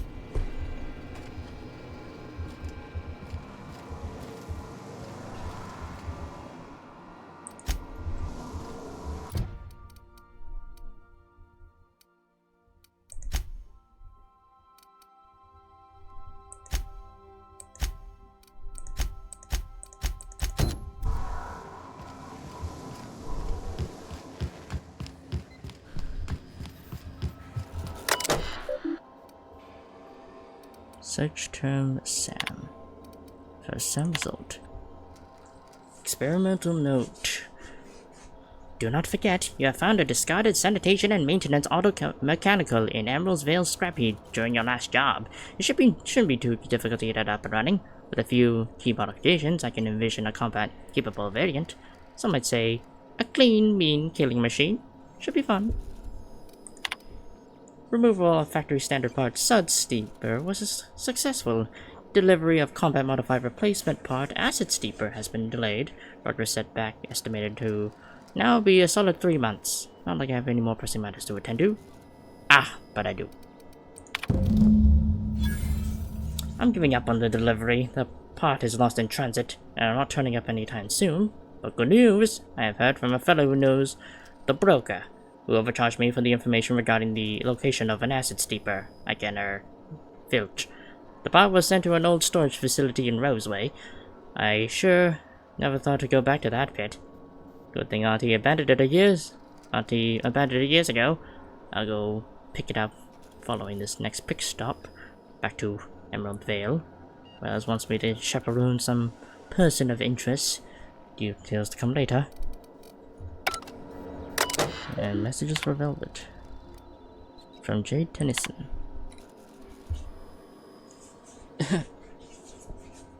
Pavati, I don't do this, ever, so here goes.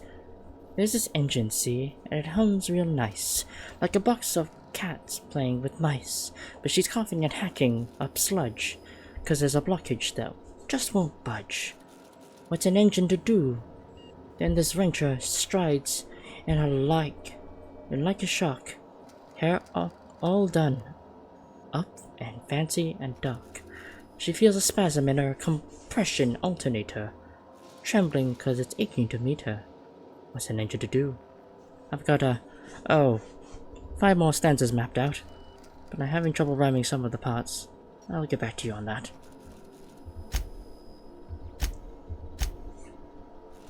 To Bhavati Holcomb, about the talk we had. We were talking about old friends, you know, and I got to thinking about Isabel. I don't know what I was thinking. I don't know what she was thinking. We're a mess. Good mess, but a mess. I'm a better me than I was then. Wanted you to know, even when I drink too much of a family old recipe. You're pretty swell, Potty T.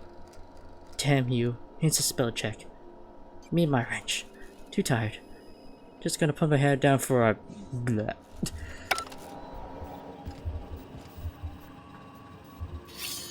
Oh, Sentry Saber. Huh. Neat.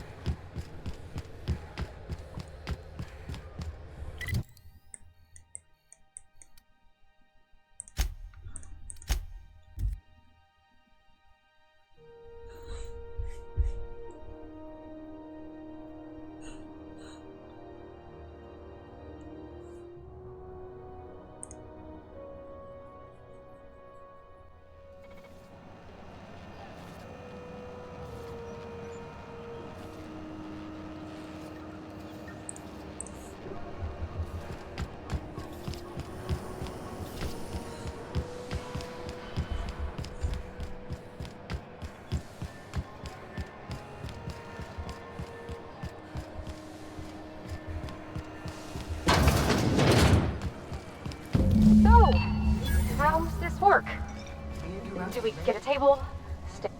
Okay, so what are we drinking? You're the expert? Oh, and don't worry on the price. I got this. Let's just do it proper.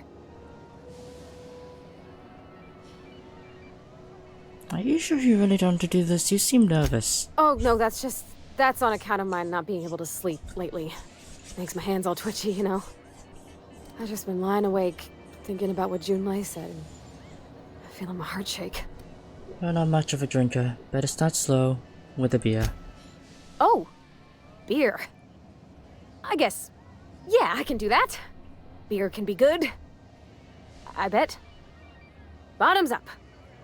Think of it like a fizzy tea that's gone a little off. Ah, this tastes like the underside of a boot. People drink that for fun? Oh, Captain. I'm pining for Junlei something fierce. What am I doing? Going on a grand adventure across Halcyon? You're funny. Yeah, I guess we're doing that, aren't we? Crewing together, seeing the stars. It's like something out of a serial. I like the ones with grand romances. And I think I'm flubbing mine. I don't know what to do about us. Start by telling me why her message got you so unsettled. Well, she talked about another girl, right? Isabel. Mentioned her by name and everything, like she wanted me to know. Maybe I've been making a right fool of myself this whole time. Maybe she's not interested after all. What did she actually write in the message? You haven't said. It was real long and rambly. She was telling me a story about her dad, how a lady named Isabel did all sorts of things to try to win his favor. This Isabel lady never quite managed to get her dad's approval, but they carried on anyways. Made something good out of a bad situation. Then it all went down the tubes. Do you think Junlei still has feelings for her? What is this really about? I just got a lot of feelings, Captain, and they're all climbing up my throat. I need another drink. Right now. Before I lose my nerve. Let's get you some water. Come on, Captain. I'm here to drink. Okay, maybe you're right. I am a little woozy. Hydration, here I come.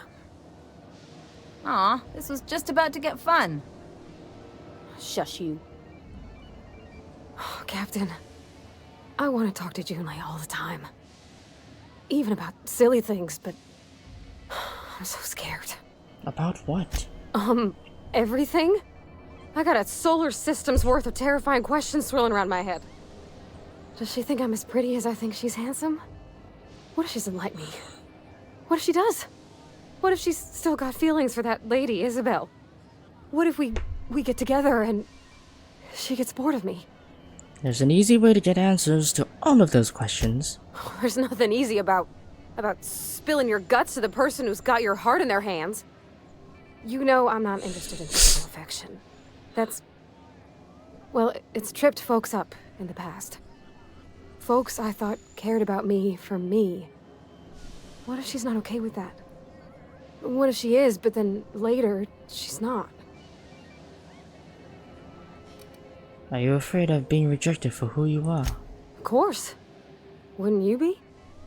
Everyone is, no matter their quirks. Huh. I'd never thought of it that way.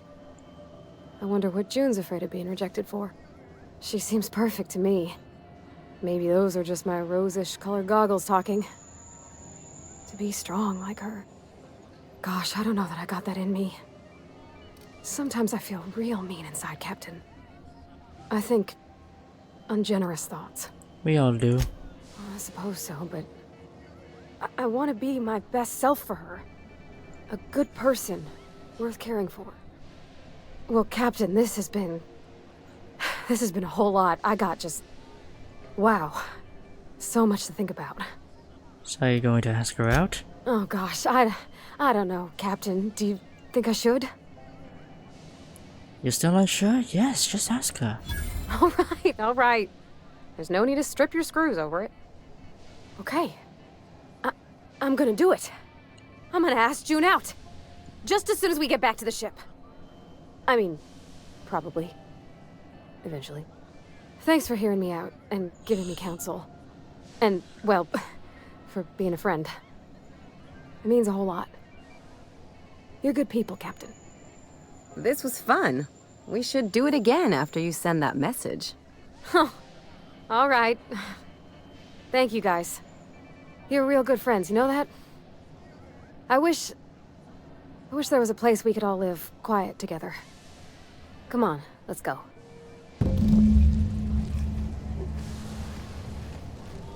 Alright.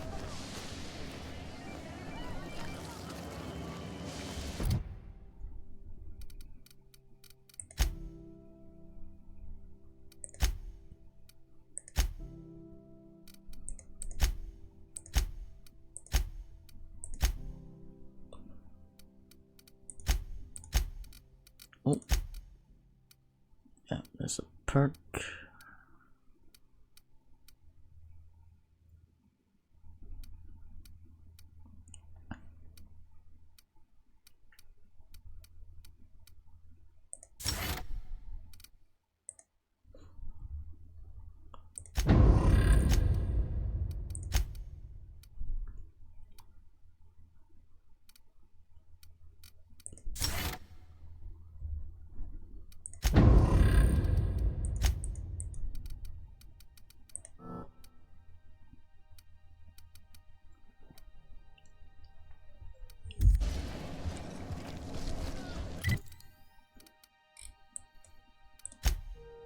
Well, near hostiles.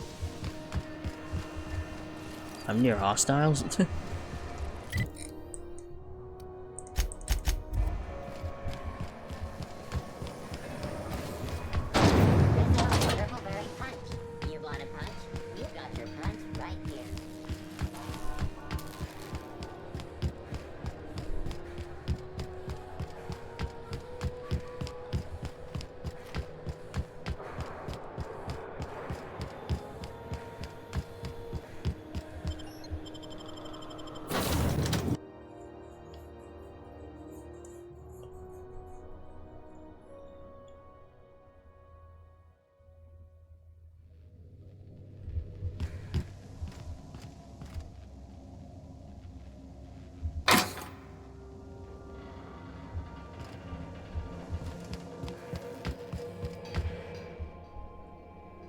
Hey, Captain.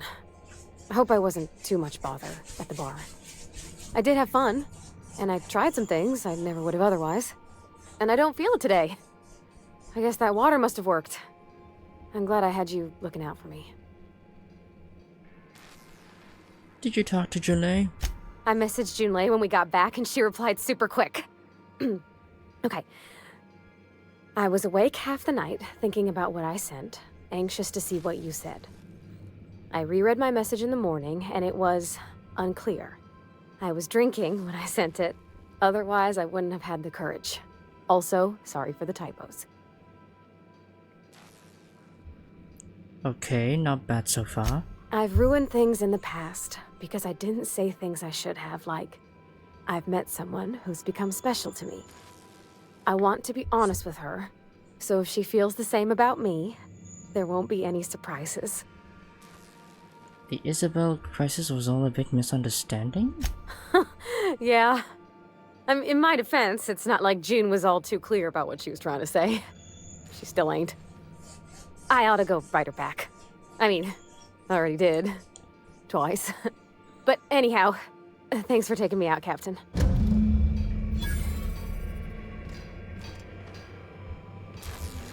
Sometimes I wonder about Mr. Hawthorne. What was he like? Why'd he make the Well... Alright.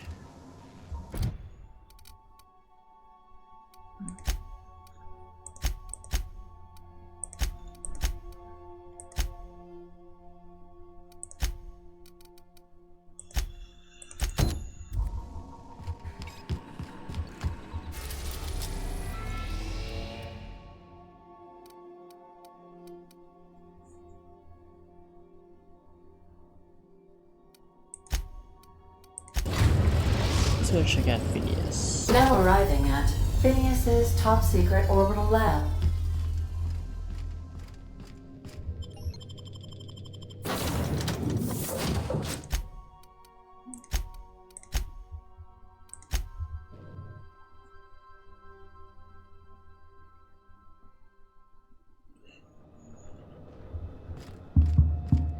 Hello?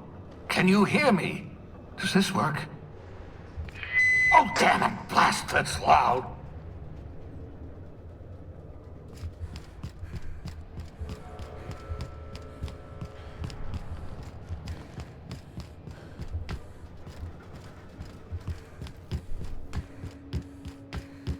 I'm just securing my ongoing experiments.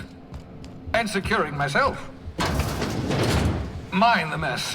I haven't had a visitor since... in fact, I've never had a visitor.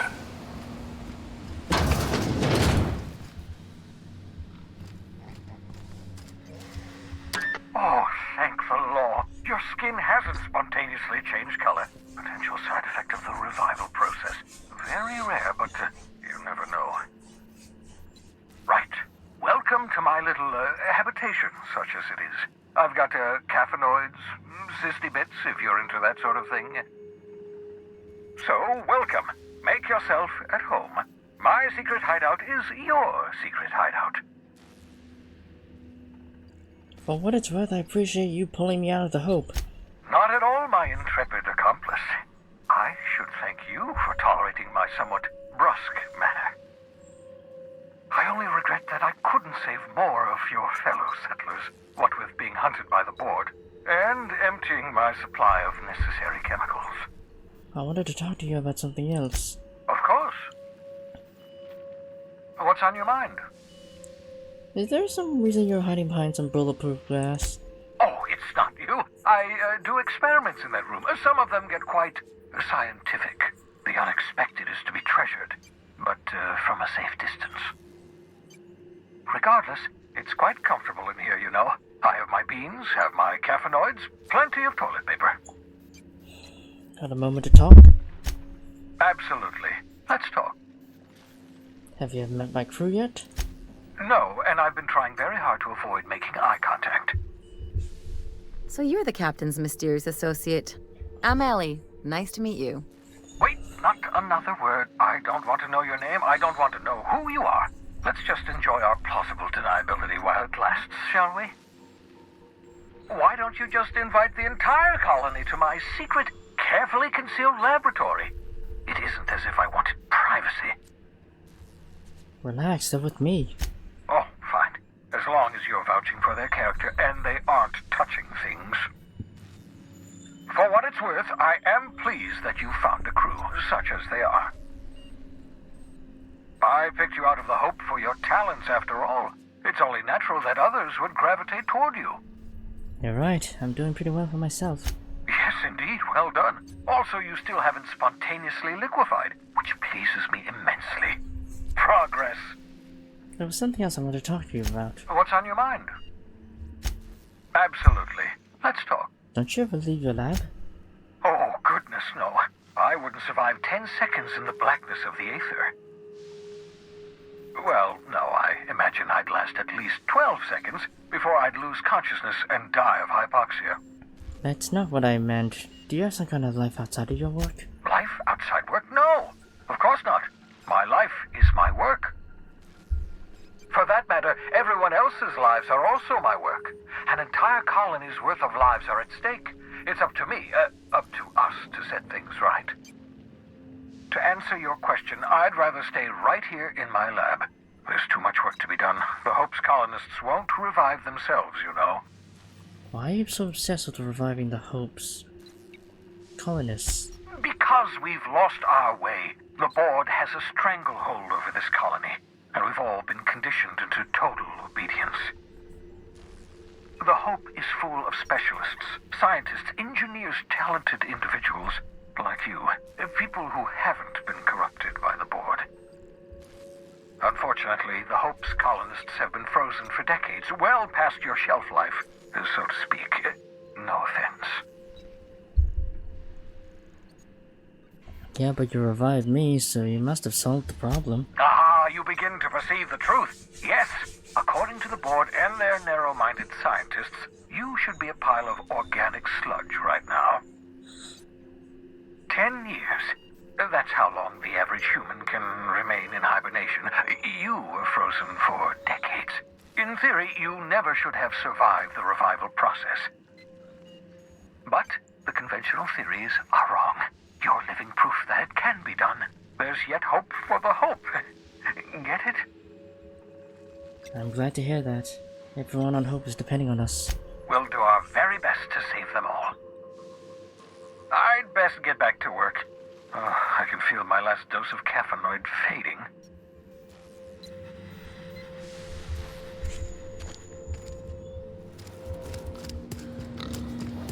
Bubbles?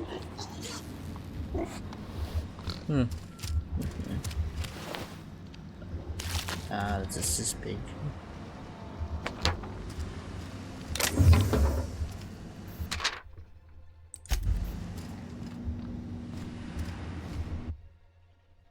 Reviving you from hibernation was my greatest accomplishment.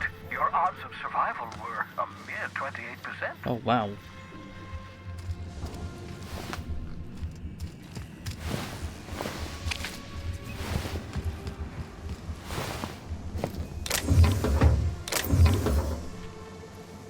Ooh, that's pretty good. Hold on to that one.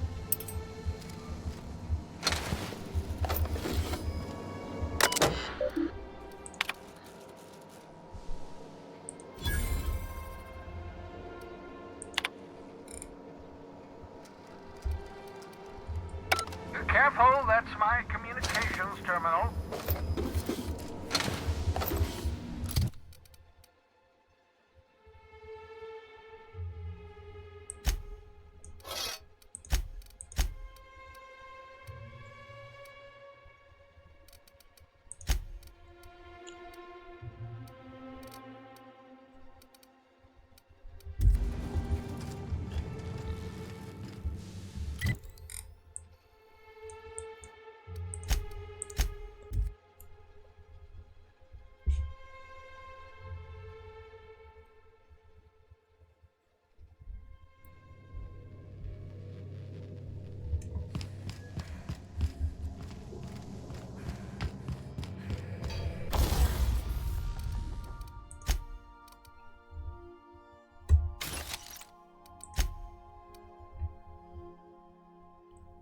Okay, some pretty good shit.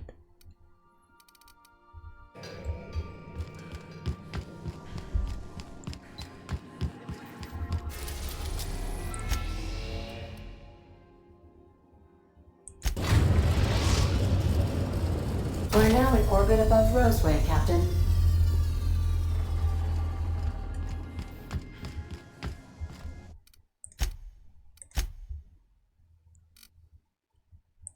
Well, I believe that'll be it for this stream. Thank you all for watching. And well, good to be back, I suppose. Farewell for now.